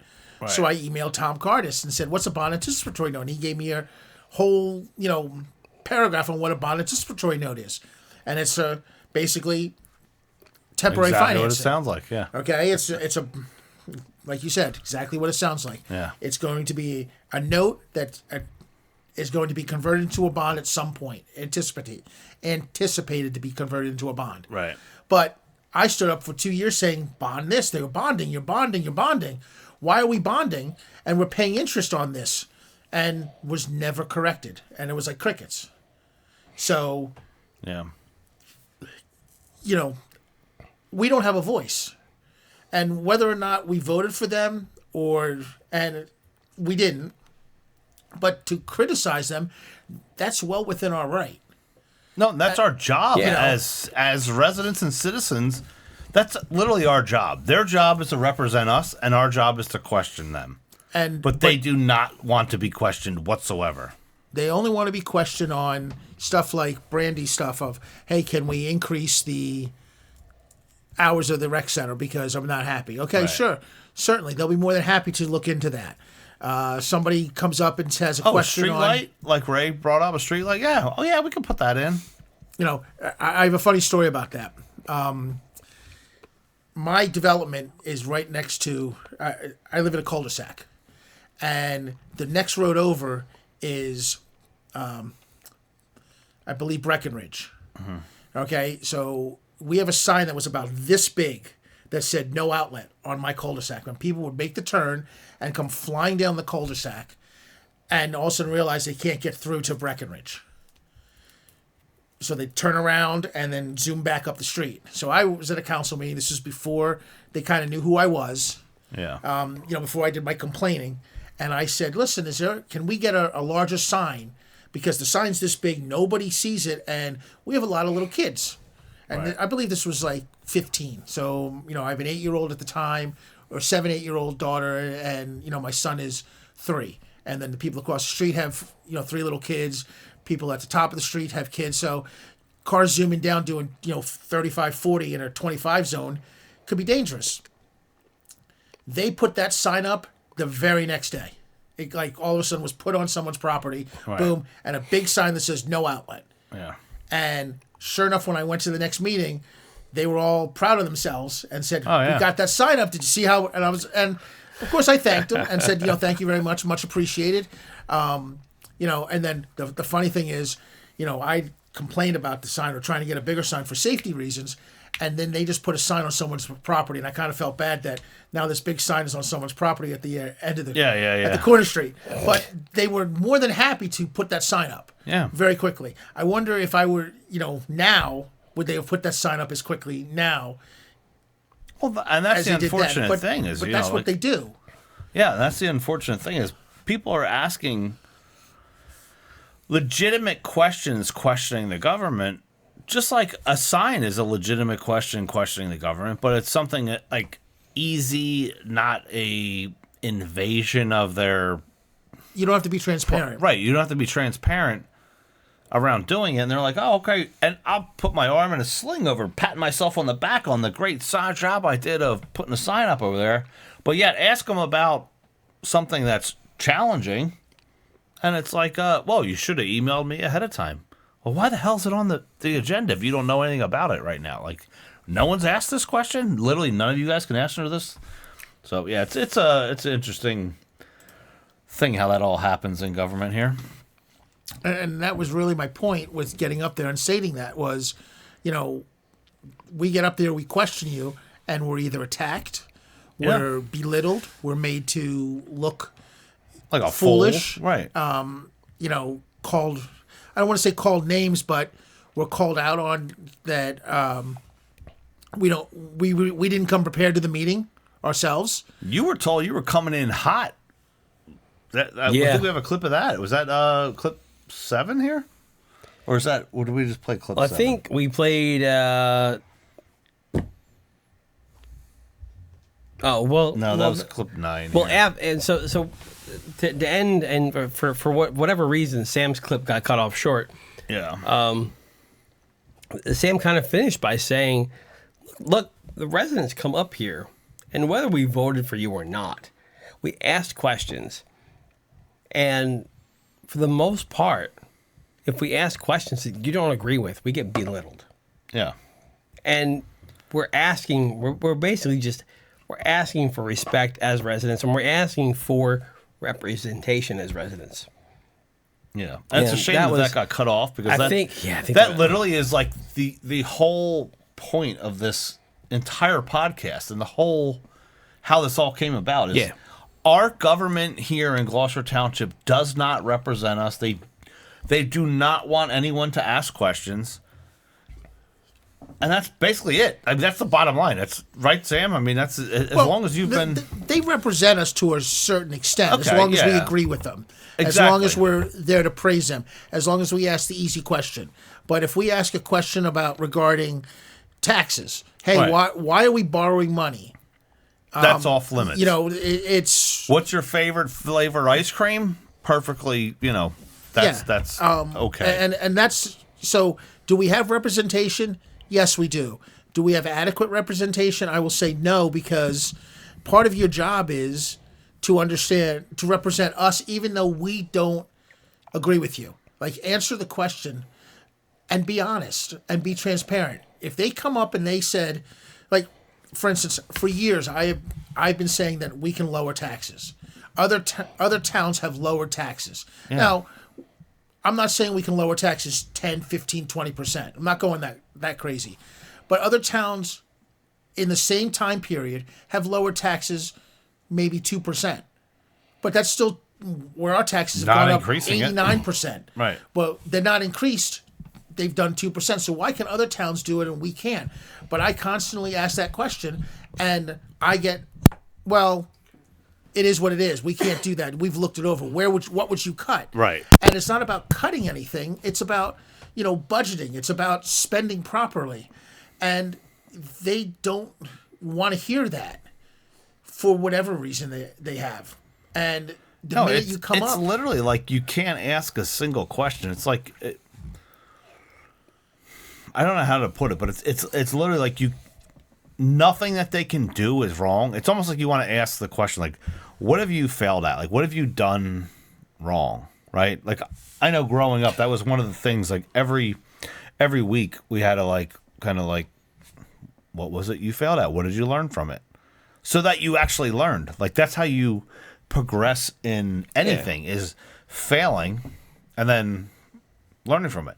If you ask any question at all here, it's as if you're wrong, and nothing that we can do or nothing that we do is ever wrong. You can't question us. We know best. It's like we have the almighty answer. You know what I mean? and they don't answer questions, a lot of the questions, too. No, I stood up there on the Capitol projects like in March for an hour. And I know we don't have that clip, but if you go back to that, me standing up there and asking questions, I said, why are we borrowing for a roof 5 times or 4 times? We borrowed for a roof 4 times, and now we're borrowing for repairs to the roof that we were supposed to have replaced. Yeah. And each time on the capital budget, they change the roof name. It's the roof for the municipal court. It's the roof for the police station. It's the roof for the council chambers. Right. Well, it's the same building. So we've now borrowed for it 4 times. And I asked them point blank, why have we borrowed it for 4 times? No answer. Why have we borrowed for a boiler 4 times that we haven't purchased yet? Yeah, there was water tanks or fuel tanks or something fuel else. tanks. All these different things if you watch the video there, they sit there and it's like crickets. And all they're watching is the clock wind down to 5 minutes, and then Mr. Mercado will sit there and say, your time is up. And they won't answer the question. Right. Or they'll deflect it like, well, Mr. Sweet, you don't understand how it works. What do you mean I don't understand how it works? Well, then explain it to me. Right. And they don't want to explain it because it's, for some reason, they don't want to be transparent. And so that makes me wonder why you're not the more you're trying to hide makes me wonder why you're hiding and what are you really hiding. And it's just the way I'm wired as an accountant. I need to understand it. You need to tell me why it's going to be A, B, and C. Right. And go from there. And if they came to me and said, Mr. Sweet, we're opening our books, and you know what? You're 100% wrong because of this, this, and this. I've told them I would go away. But they don't tell me this. And they come in and attack me or deflect or tell me that, I'm coming unprepared to a meeting or I don't understand how it works. Or they'll come by and Mr. Cardis, at one point said, I can do what I want on my own time. And he's trying to deflect the answer and trying to get me off of topic. Yeah. Yeah, that's the problem. Well, yeah, like the playground thing, and I didn't bring that part of the clip in, but the playground thing was at the end of that discussion, they started to go back at you like, what are you against playgrounds? Yeah. Would you not put playgrounds over there? And it's the same thing. It was the same thing about the parks when we ran. Sam Sweet doesn't like parks anymore. And it was just like, look, when you ask about responsible budgeting for these things, it doesn't mean that you don't want them. You just want it done responsibly. But they deflect and they say, oh, Sam Sweet doesn't like playgrounds. So that's the deflection, and we've seen that over and over again. And I guess after you ask this question, Carolyn Grace responds to let you know that, hey, she's a great representative for the people, and she does a lot behind the scenes. Oh my God, they went off. Well, this isn't actually the point where they did it, but they went off on some tangent, claiming basically Sam said something that he didn't even say. It was a completely off-topic thing, and they took it like, here's the rails that were going down, like Sam was going down there, just like, scooted right off, and they're like, here, a whole other thing. Go ahead, play the clip. Let's see if her whole clip plays here. Oh, I love that. I like this. Oh, your time is up. Oh, well, you got 7 seconds. But it's up. I'll wait till the end. Mine is really short. I just want to say that, you come here and most of, you feel like none of your answers or questions are answered. But I just want to share that sometimes we get emails in from residents in the community and you don't even know that we're serving other people in the community with their needs. I've gotten several emails about trick or treat or candy. I've delivered candy to schools and nice. We have family members who have been hungry. We do other things. We just don't bring it here and you don't hear it. But there's other residents in the township that are served just through their email. So, I mean, a lot of your questions come here, they're hard, and I appreciate you coming here and speaking up, and Orlando does a wonderful job trying to answer the questions, but again, like we say, sometimes you don't like.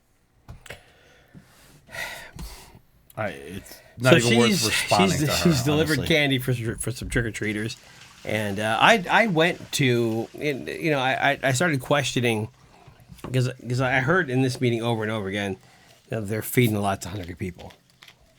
Yeah. So I went to the source of one of the people that we know that has helped more people in this town than probably any council member at all. And you talking about Denise Coyne? Yeah, and the Rotary. The Denise Coyne and the Rotary have probably helped out more charity-wise people in this township than most. And you keep hearing about, well, you don't see what we do behind the scenes, and I don't fall for that at all, because every time any council member does anything for the community, there's a photo opportunity there. There are people like Denise that do things, and there is no media attached to it at all. That woman probably spends 3 days a week of her life doing nothing but sorting food that we, have through either grants or fundraising, that we're putting money into buying the food. So she goes and orders the food, stocks the food, takes the food from our storage facility, puts it into pantry boxes for people to go and collect. I mean, hours and hours. She does not tell anyone that. No, But no, yet nobody knows it. We have somebody on council basically trying to belittle Sam for coming up and questioning something to Because turn she gave the trick or whole- treaters. She gave trick or treaters candy. Right. But Well, the thing we're missing here too is right before that, I said you guys do a great job Right. with this in the community. You have the Pumpkin Festival, you have Gloucester Township Day, you have the tree lighting ceremony, all the stuff that you guys do, you do a great job. But when it's in council chambers, you don't. And she took that as, well, you don't know everything else we do outside of township. Well, yes, I do, because one, you broadcast it. one, I'm out and about in the township a lot. Right. And two, I get actually emails to me or text messages or through Facebook questions about the township, and I'm like, I can't answer that, but here's who can answer that. Right. And I'll send them off to Public Works. I'll send them off to the township, the mayor's office or council. Here's an email them. They'll be able to take care of that. So I do know the township does things behind the scenes, but that wasn't my point. My point is when we come up and ask a question, and she even says it in her clip, well, we appreciate your questions, and some are hard, and Orlando does his best to answer the questions. Well, doing your best to answer the questions is expected because you're a councilman. You were elected. Right, You're supposed that's your to answer, job. That's your job to answer my questions and to prove, I shouldn't say prove, but to, quell my fears, quell my, whatever you want to Address call you, it. yeah. My problems that I have. Hey, why are we borrowing money? I mean, I don't want to go into weed whackers, but how many weed whackers, does the township actually need? And do we really need to borrow for them? And that's never really been answered. No. And someday when I have time, I will go to, Public Works and count how many weed whackers we have, because we probably should have about 35 according to my calculations. Oh yeah. 35 working weed whackers. Yep. But do I have time for that? Not really. Should I have to do that? No, I shouldn't have to do that, because my council members should be asking these questions, be asking those questions and being told, yes, we have 35 working weed whackers, or no, we don't have, we have 30 working weed whackers, or whatever the answer is.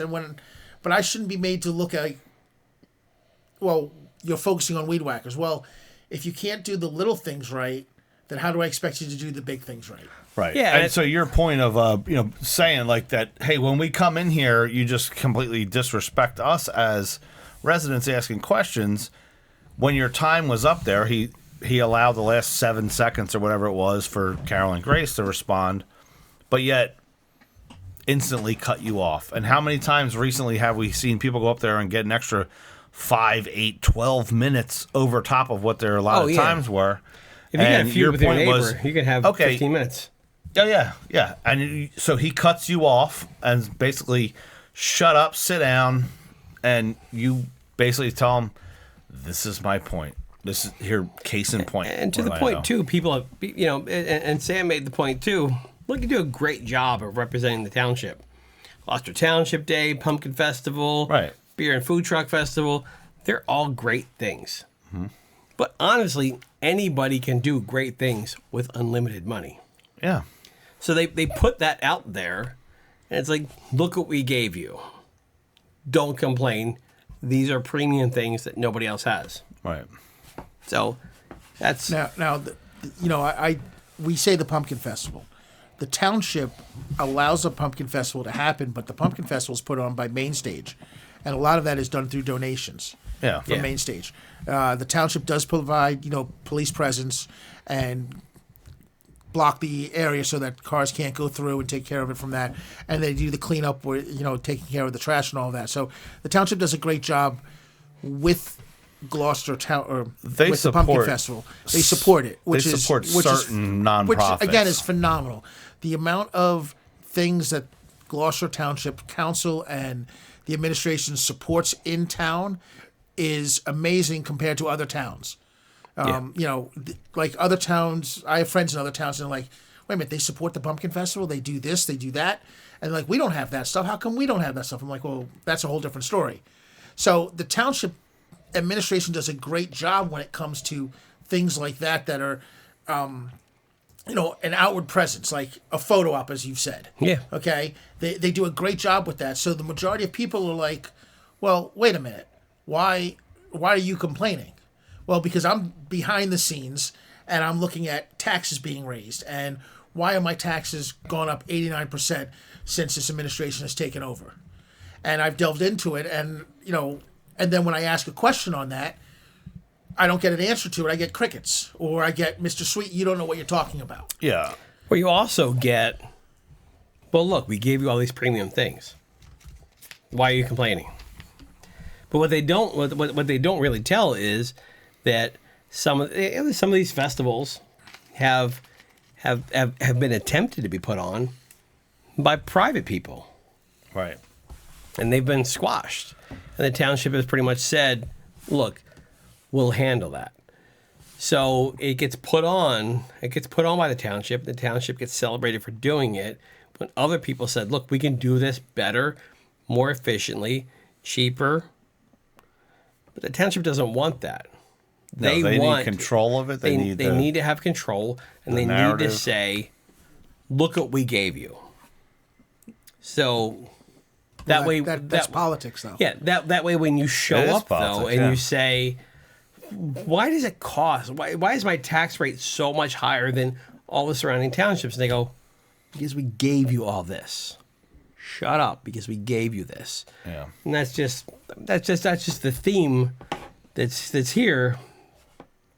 So, also the takeaway from the last clip that we played too was that before Carolyn Grace spoke, Dan, our newly elected assemblyman, said, "I got a lot to say, but I'm gonna hold off till later. I'm gonna hold off."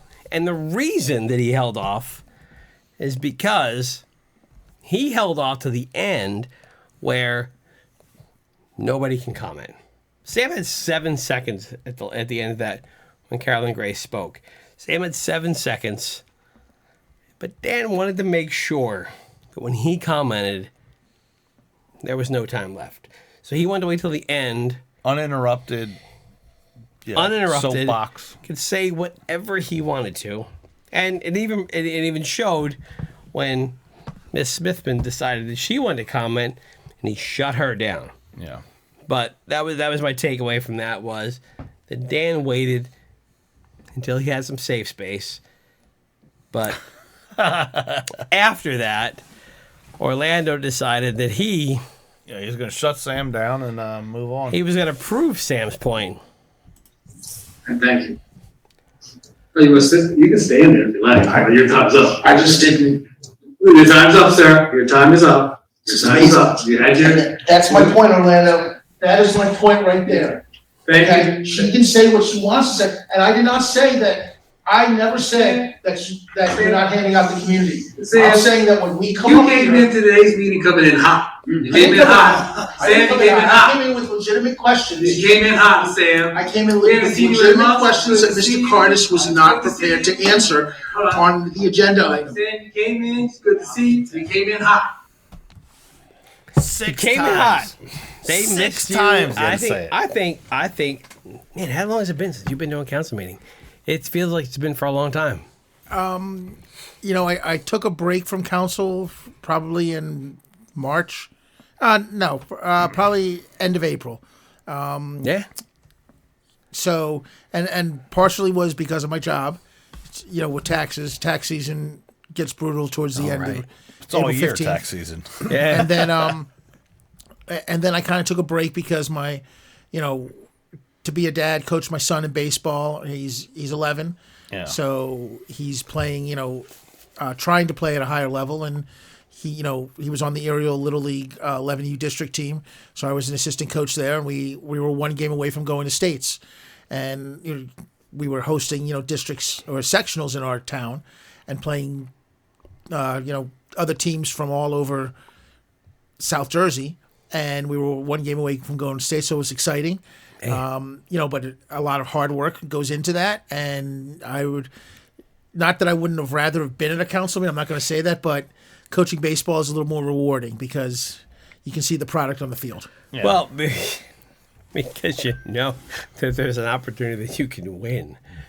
To where going to council meeting and running elections is you kind of know the outcome ahead of time. So at least you had something you were working on there with the Little League that you knew you were going to win on.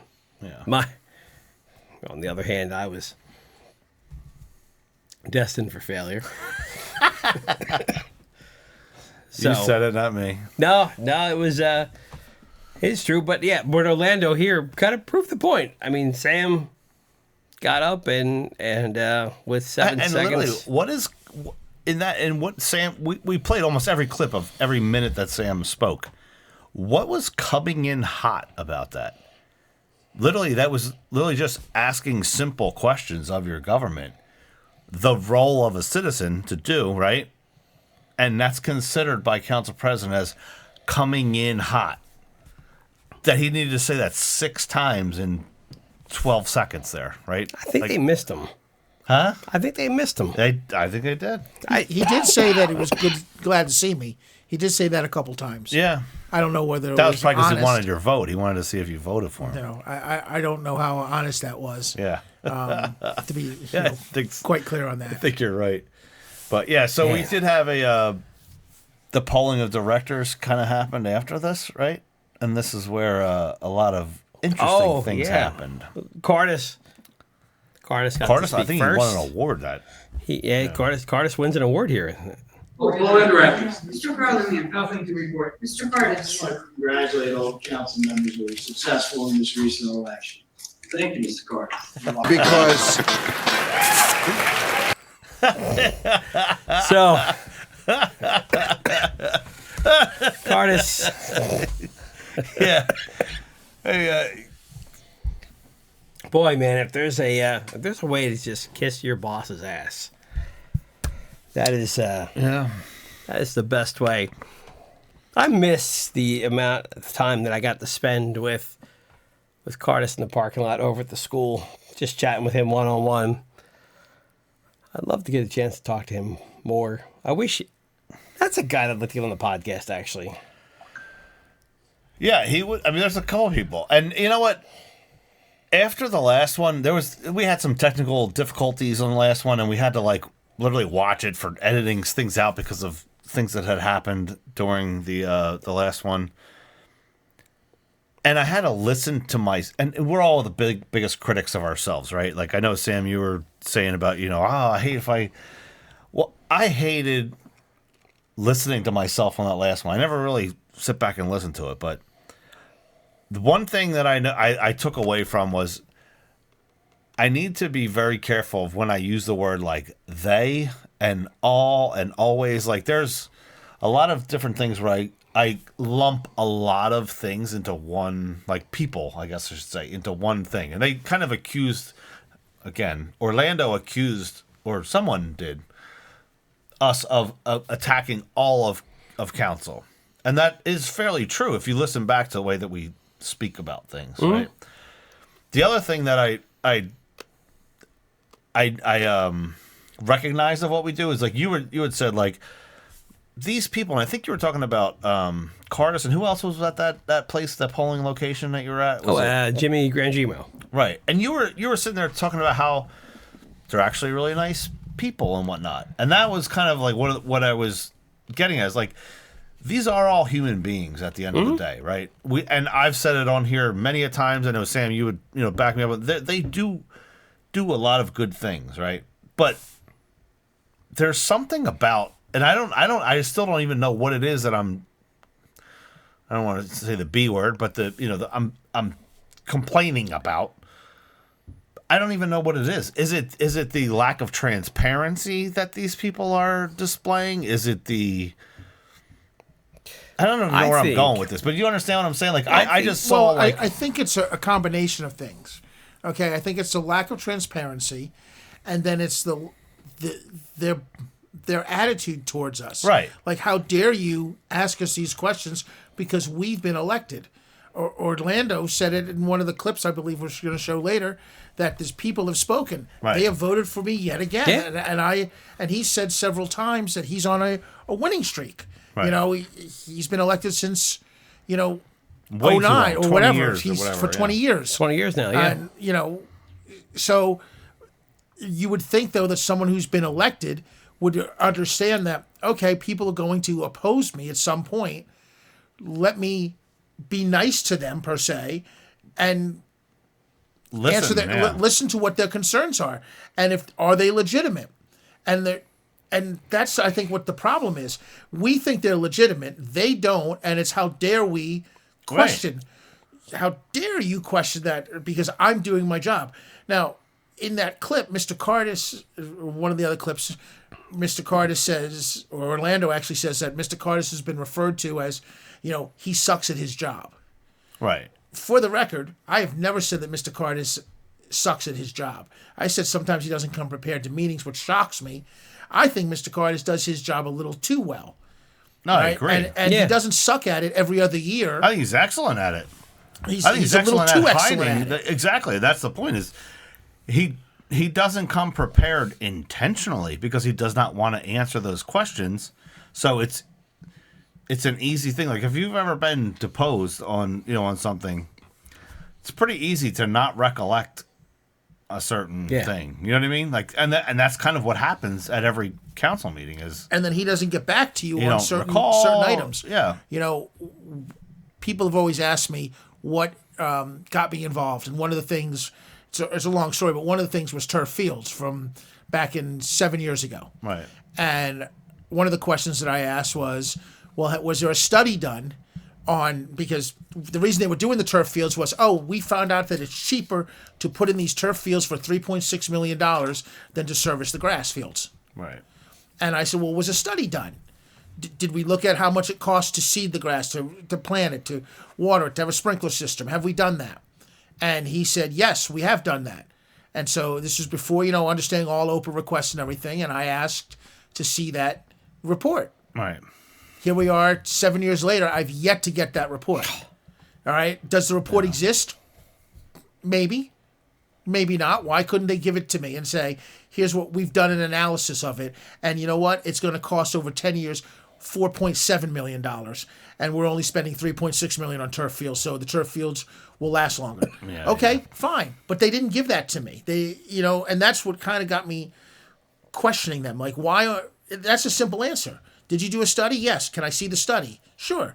But we don't have it with Mr. Sweet here because we didn't realize you were going to ask for it, but we'll get it to you. But never getting it to me. Right. Yeah. That's what leads I think Caris in a different administration that's a guy that knows every in and out of every rule. No, he 100% knows his job. He's excellent at his job. I think in any administration, if you gave him the guidelines on this is where we need to be, I think that guy gets there every time. Oh, 100%. And but it's to Sam's point or your point, our point. This is where we were looking to be. Yeah. However, your marching orders were go here. Yeah.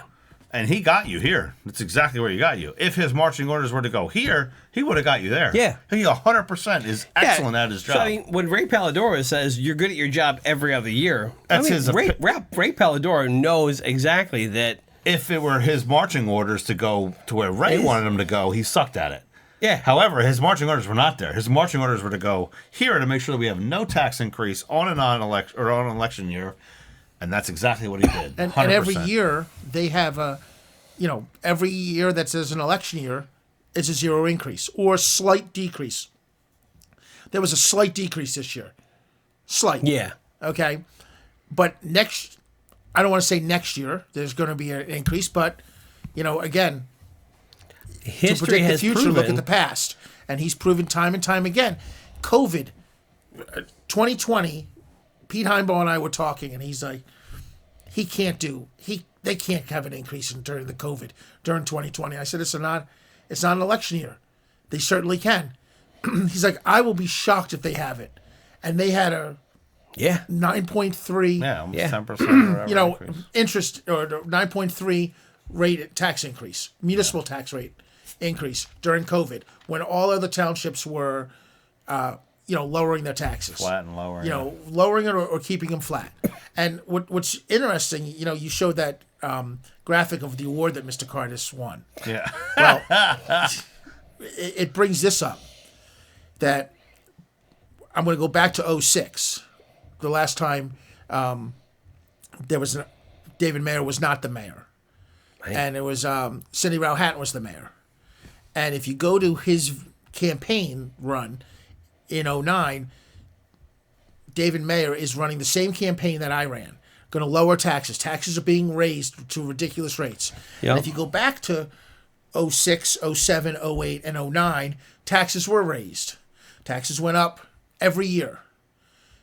Do you want to take a wild guess to who the township administrator was at that time? Back in 06? Yeah. Tom Caris. Tom Caris. So the mayor is preaching that we're going to lower taxes. But 06, 07, 08, and then even in 09, taxes are being raised. So people had gotten fed up and they elected David Mayer to be mayor.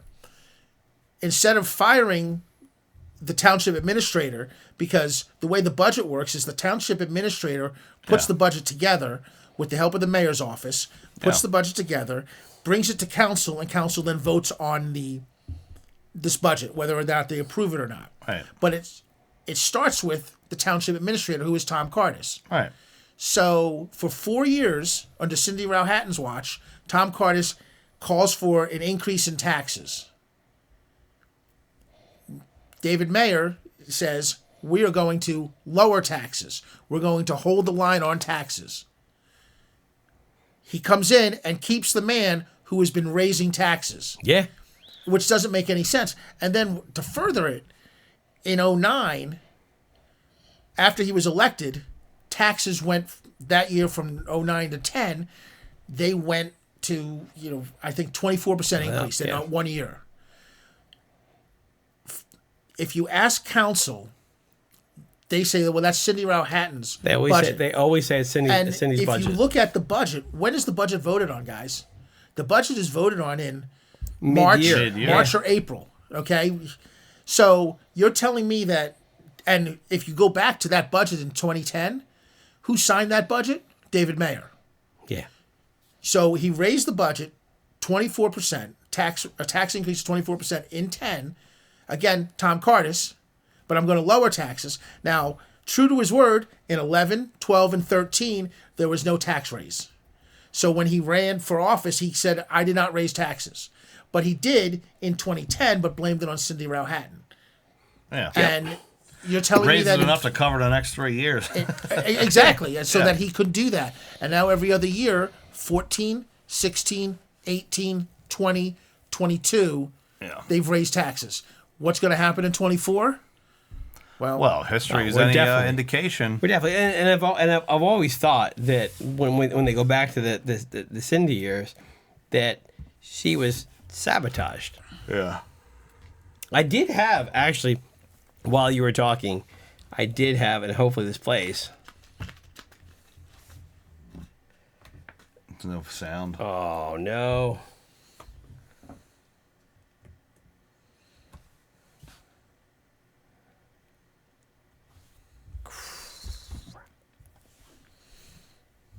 Yeah, it didn't Oh no, it didn't play.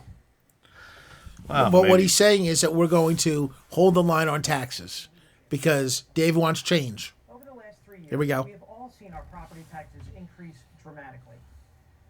I believe we need a new vision and a new direction for Gloucester Township. Yeah. Yeah. So that's what the mayor ran on to get elected. He ran on. He kept taxes. the man in office or in a job that he was raising taxes on a platform that is actually in direct contradiction to what he's doing. So the administrator is raising taxes the last 3 years, really 4, and the mayor saying, I'm going to hold taxes. That's like, you're not doing your job, Keith. No, but I'm going to keep you on board. It's, all right, so all of my comments are my own opinion and not that of any position or board that I may represent.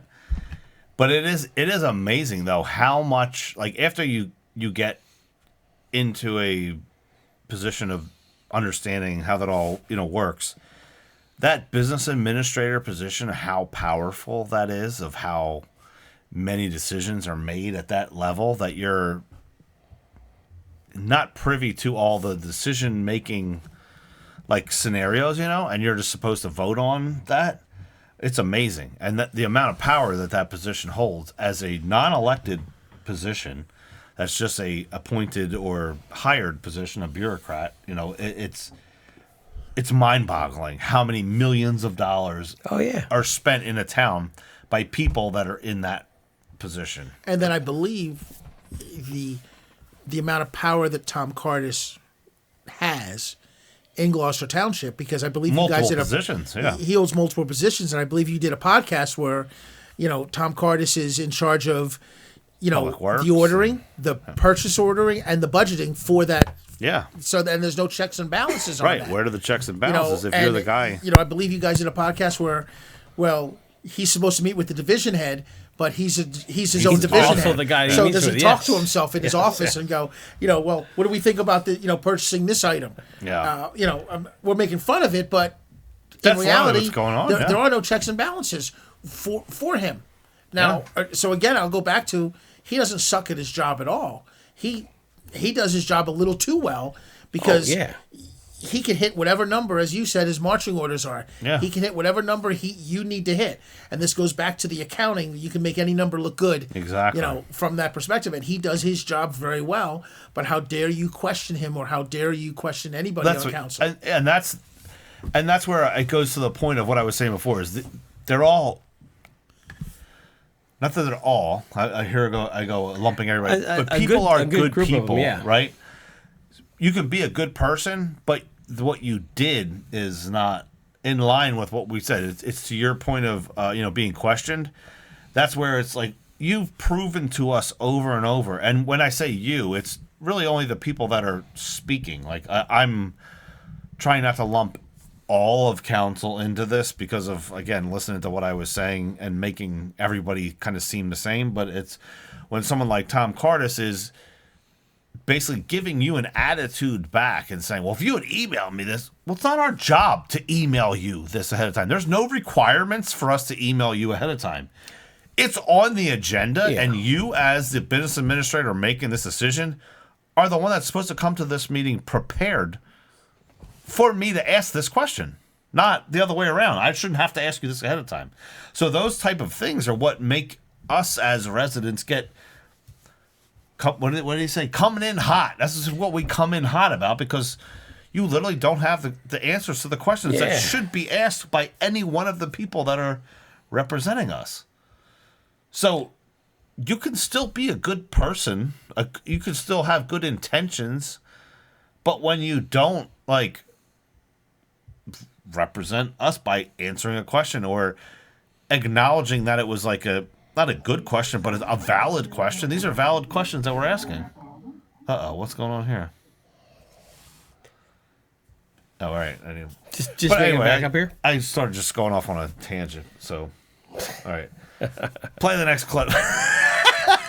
The next clip is the next clip is a much friendlier kind of thing that nobody really has anything negative to say about.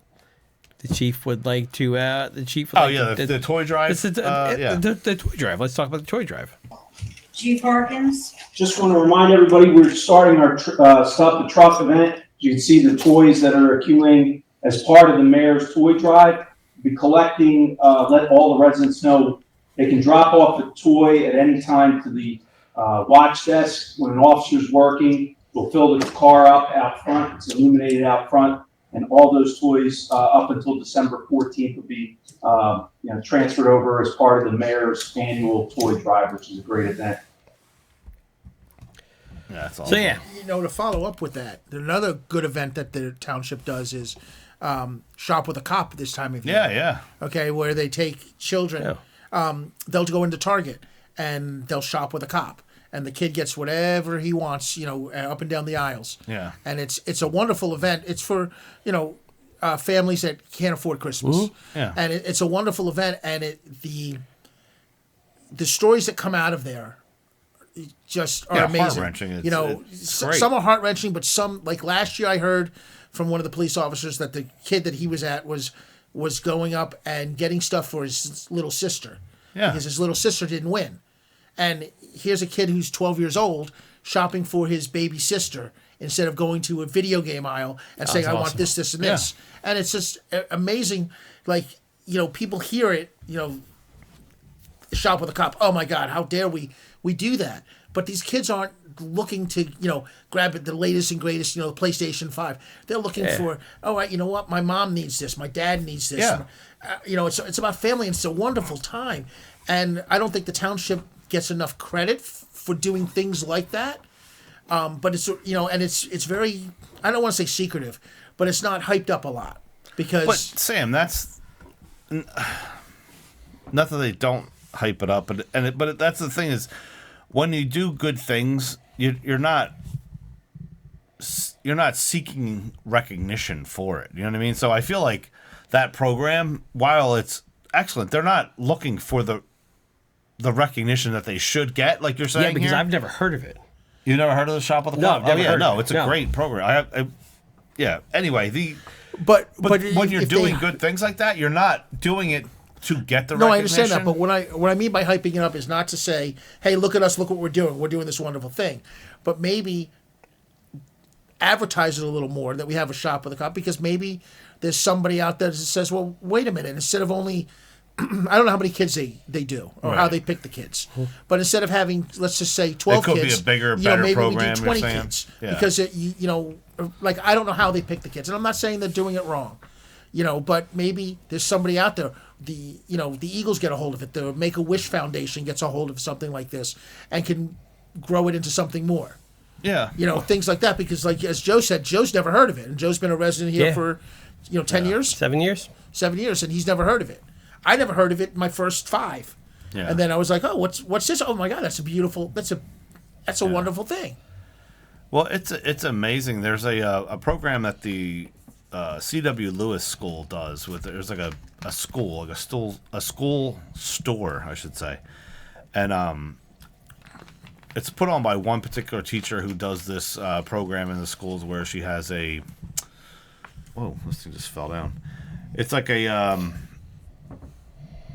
what the heck is it called? It's like a bucks, like they get money. Lewis Loot it's called. So like when you participated in class, you get, here's $20 Lewis Loot. It's kind of like a incentive thing to get kids to like do good actions, but then they can take this money and spend it at the school store. And the school store is all funded through just donations from the community, and people donate monetary, or they donate actual things, and it's the most random things that you wouldn't think would be in what you would consider a school store. They have cup of noodles, they have like Campbell soup, and like there's food items that kids have. There's toothpaste, there's like toothbrushes, like just the most random things. And these kids come in, like you were saying, Sam, like people are shopping for their sister, at the shop for Shop with a Cop thing. Kids are going in there and buying their family like toothpaste because their family doesn't have toothpaste. And it's just heart-wrenching to think like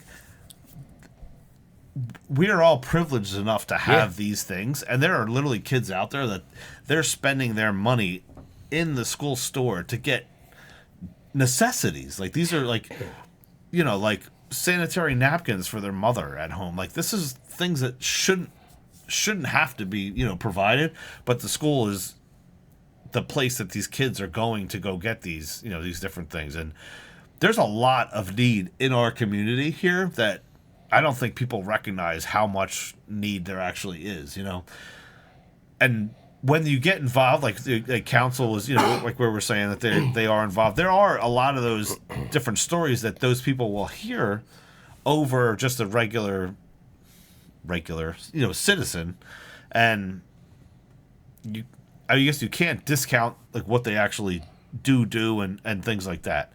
However, that doesn't make that all the things that they do holier than thou, which is kind of how it's portrayed in some of the situations here. So it's, what bugged me about this was they talked a lot about feeding hungry people, and I sent a message to the big group of people, and I said, hey, how many hungry people do we have here? And you responded back and said, actually, unfortunately, quite a lot of people. Yeah.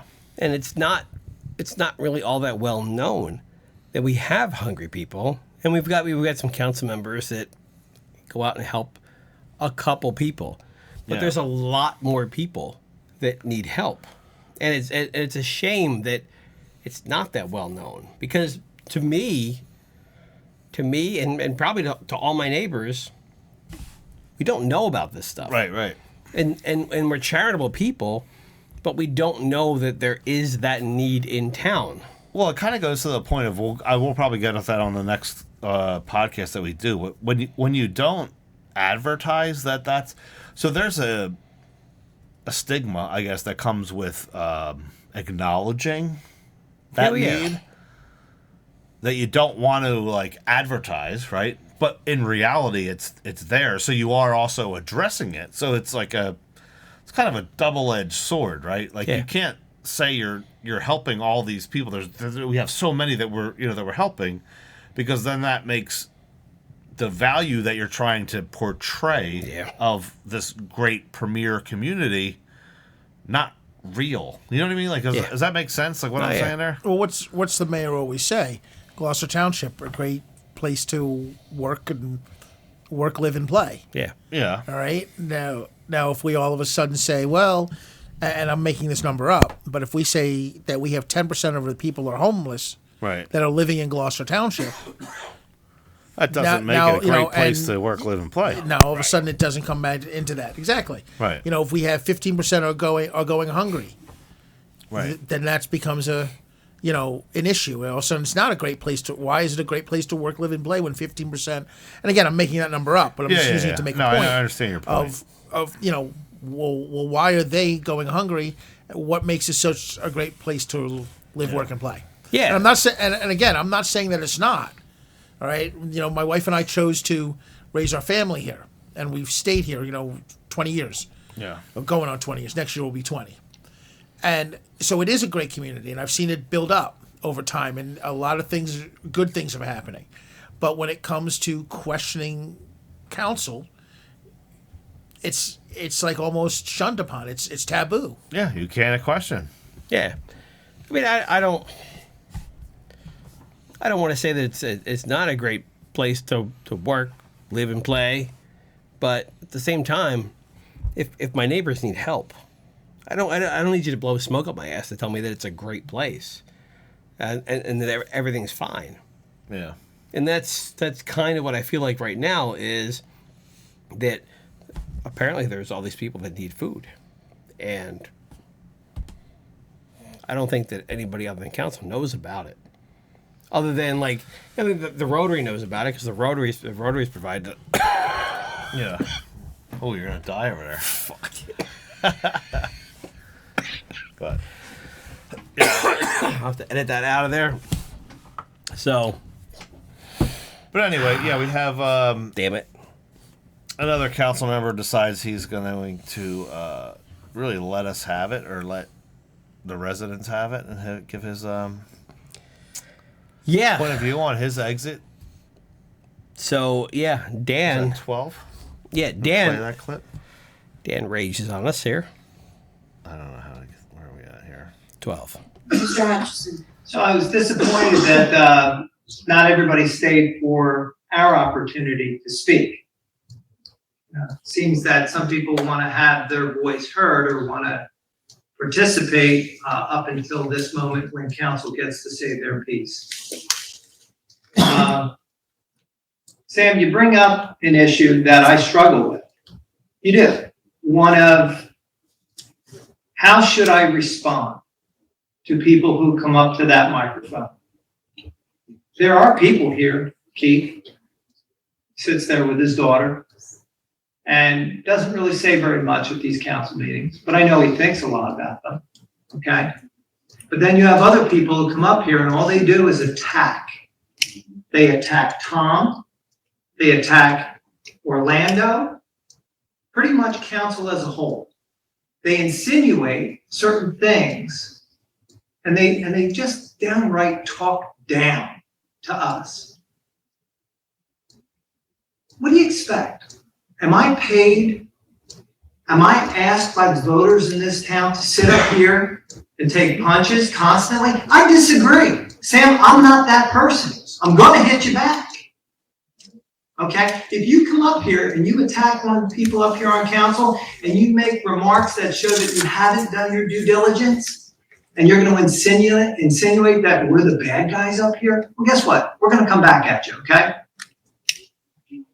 You know, well, we've crossed that bridge many a time, Sam, and this is not an opportunity for you to give back, okay? Now, at other times, you have other people who come up. Ray came up here. He had a valid point. He approached council. He said, hey, you know, Donna thinks that something needs to be done at this intersection. Can you please look into it? What did Orlando do? Orlando said, yes, I'm going to look into it. This is not your time, Ms. Smithman. You raise your hand constantly. This is not your time. So I'm not going to defer to you, okay? Thank you. I just didn't know if you get time. So this is the thing, okay?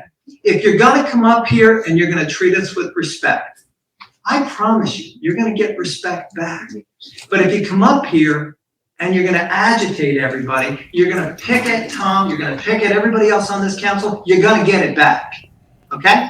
Thank you very much. If you want some, I'll give it you. You want to go with me?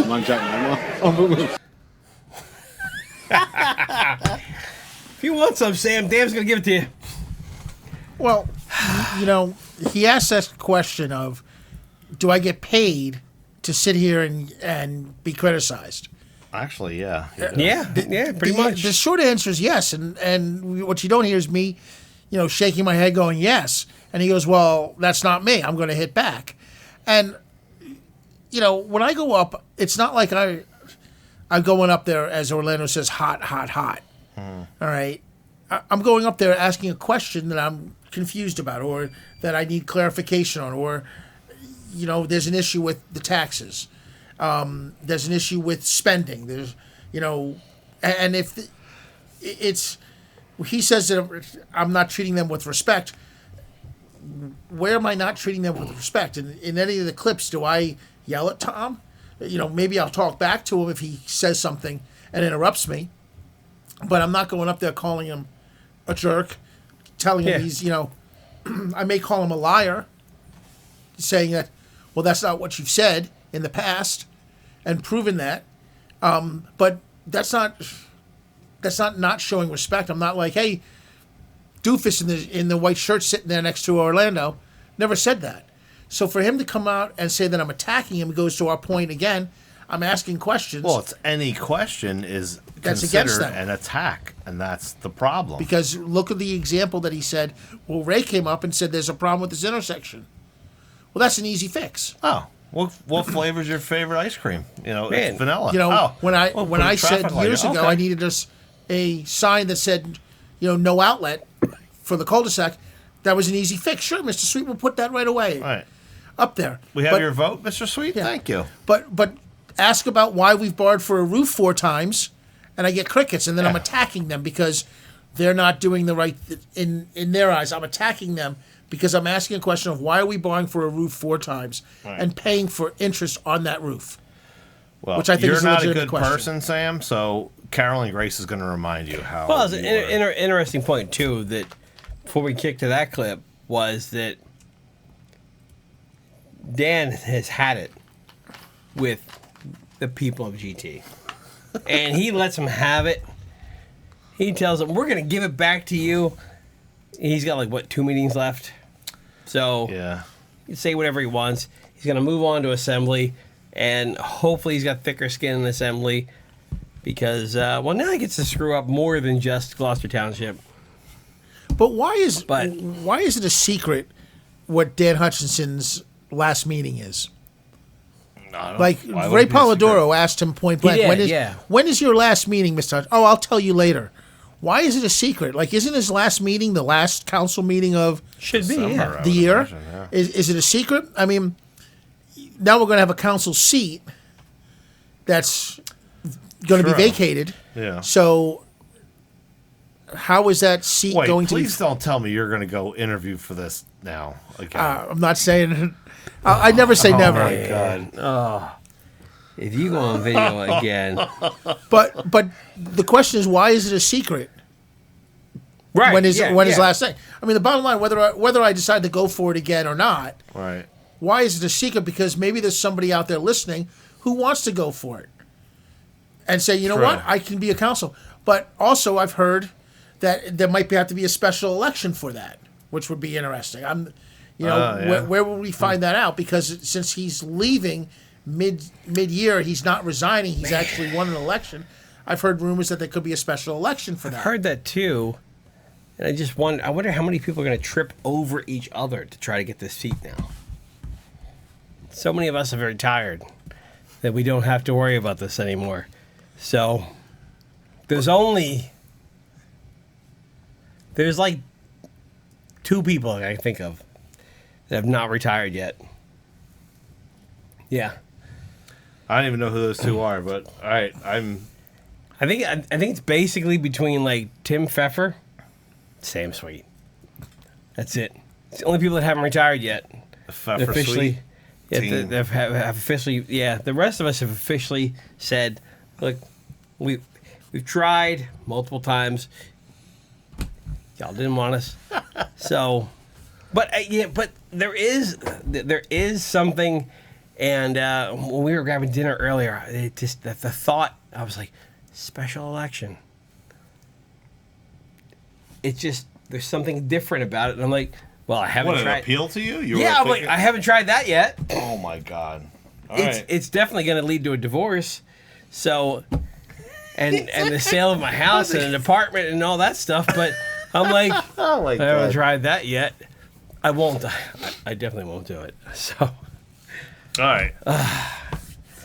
So Carolyn Grace wanted to let everybody know that despite what Sam Sweet says and the rest of the people in the crowd, she's better than you. She's better than you. So, yeah. Let's check it out. Mrs. Grace, I just want to add that, and from a social worker on council, I watch just all of our council members. They care about the community. They go out into the community. I know there was times where I was just dealing a lot with my mother and I couldn't make some of the events. They are out there all the time, serving the food. The mayor's out there.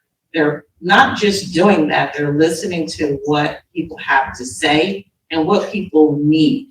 So it's not just about, okay, we're going out for elections. I watched council and the mayor coming to Brittany Woods doing one of the events they had recently, and the resident that hosted the event had some concerns about a project that was done, and they walked in her home to see what those issues were and are trying to address those issues.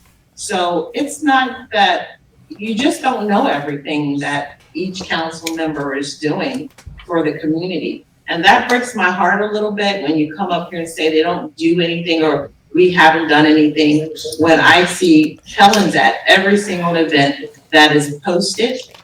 She's always going out there. I'm there. She's always, and sometimes I can't make every event, Saturdays and Sundays. But I didn't see any of you guys there at some of the events that we were serving food and walking around and listening to what residents need. You're not there just to do that. You're listening to what they need. So I disagree that we're not doing anything for the community. All right, so a couple things. I know you got some stuff to say here. So much to unpack on that. But, so they went into a resident's house and listened about the complaints that they had on some of the improvements that were done in Brittany Woods. Well, they did that during a special event when they had the opportunity to do that weeks ago, when a resident came in and said, hey, this whole rehab of Brittany Woods thing, it is not what it was cracked up to be. It's literally the same person. They could have went there then and did it, but they waited until a special event and they said, I mean, I guess while we're here, we can go and look at your house. Well, to take it a step further, they're the same people. What she's referring to, that same woman is the one who she literally decided to hold one of the barbecues that the Democrats were doing.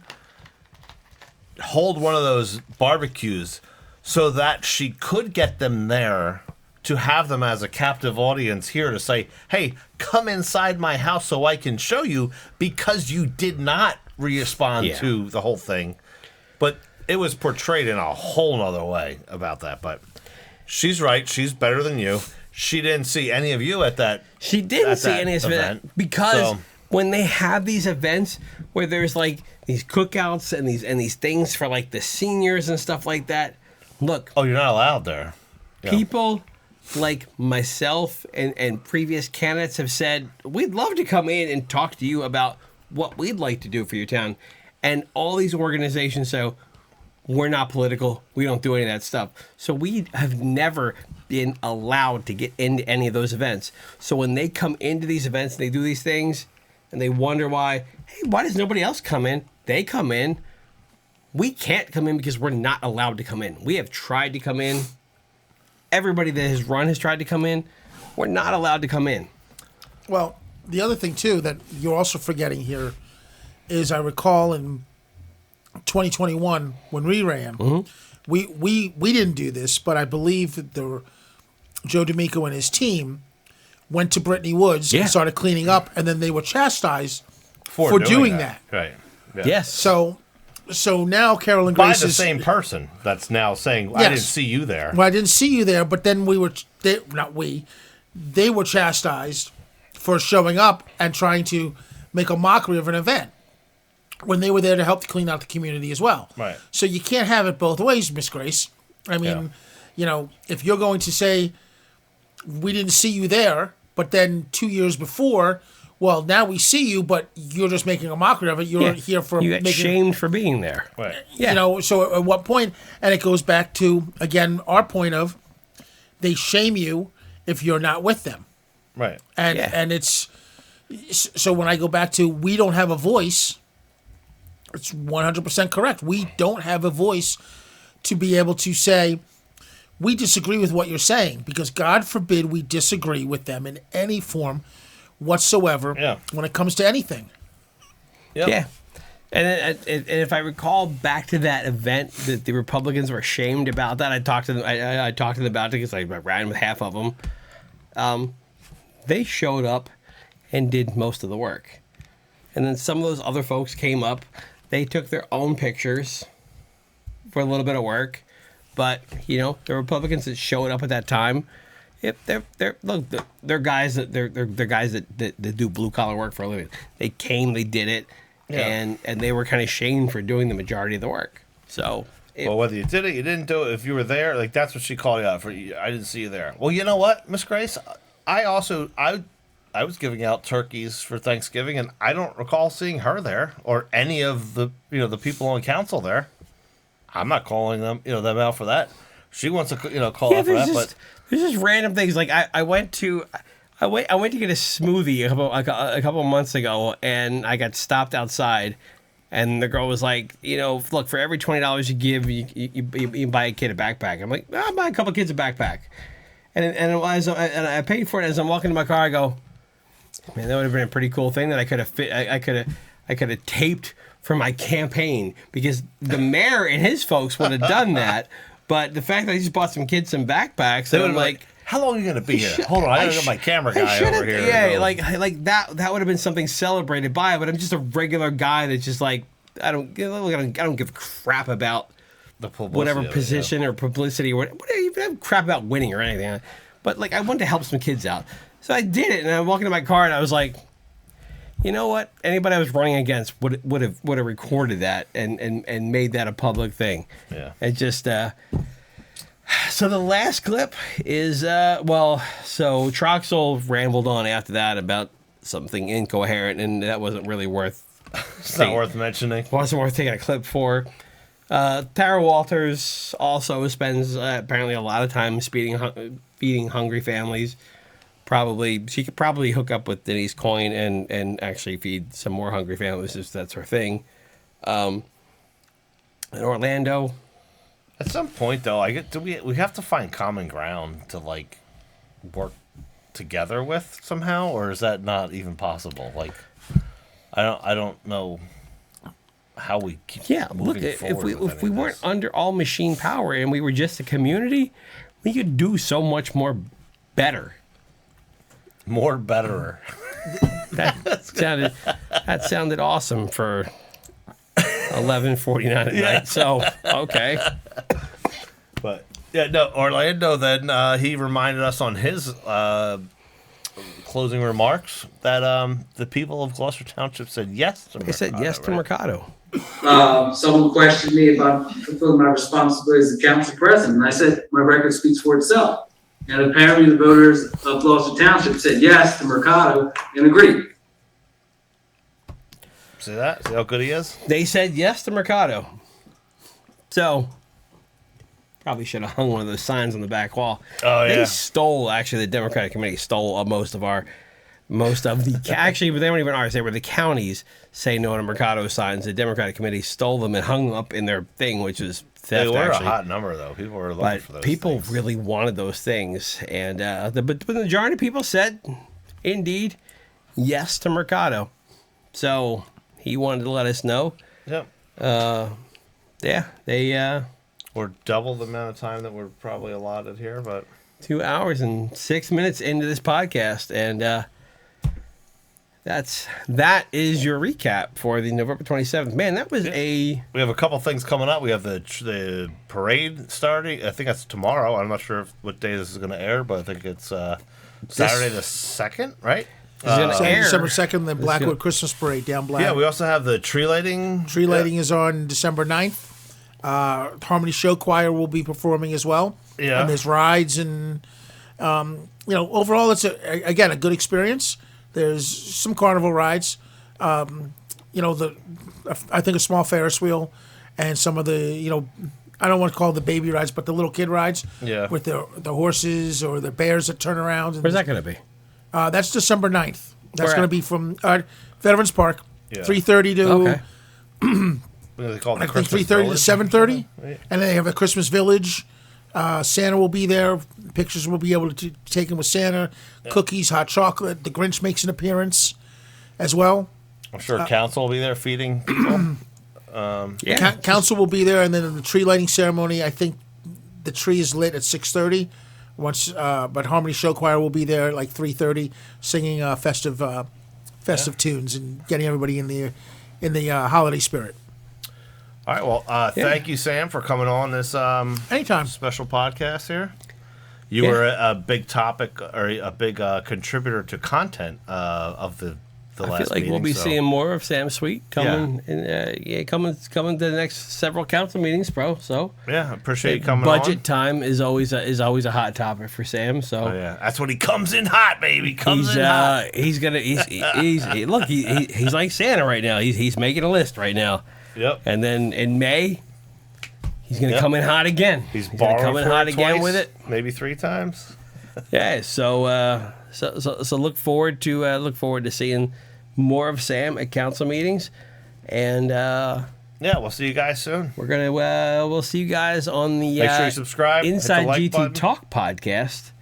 Will be coming up in a couple days here, but for now, hit the subscribe button. Hit the notification bell because we don't always come out on the same days of the week. So notification bell so you know what's going on. And restoregT.com for all of our content. And we'll see you guys soon. See you guys.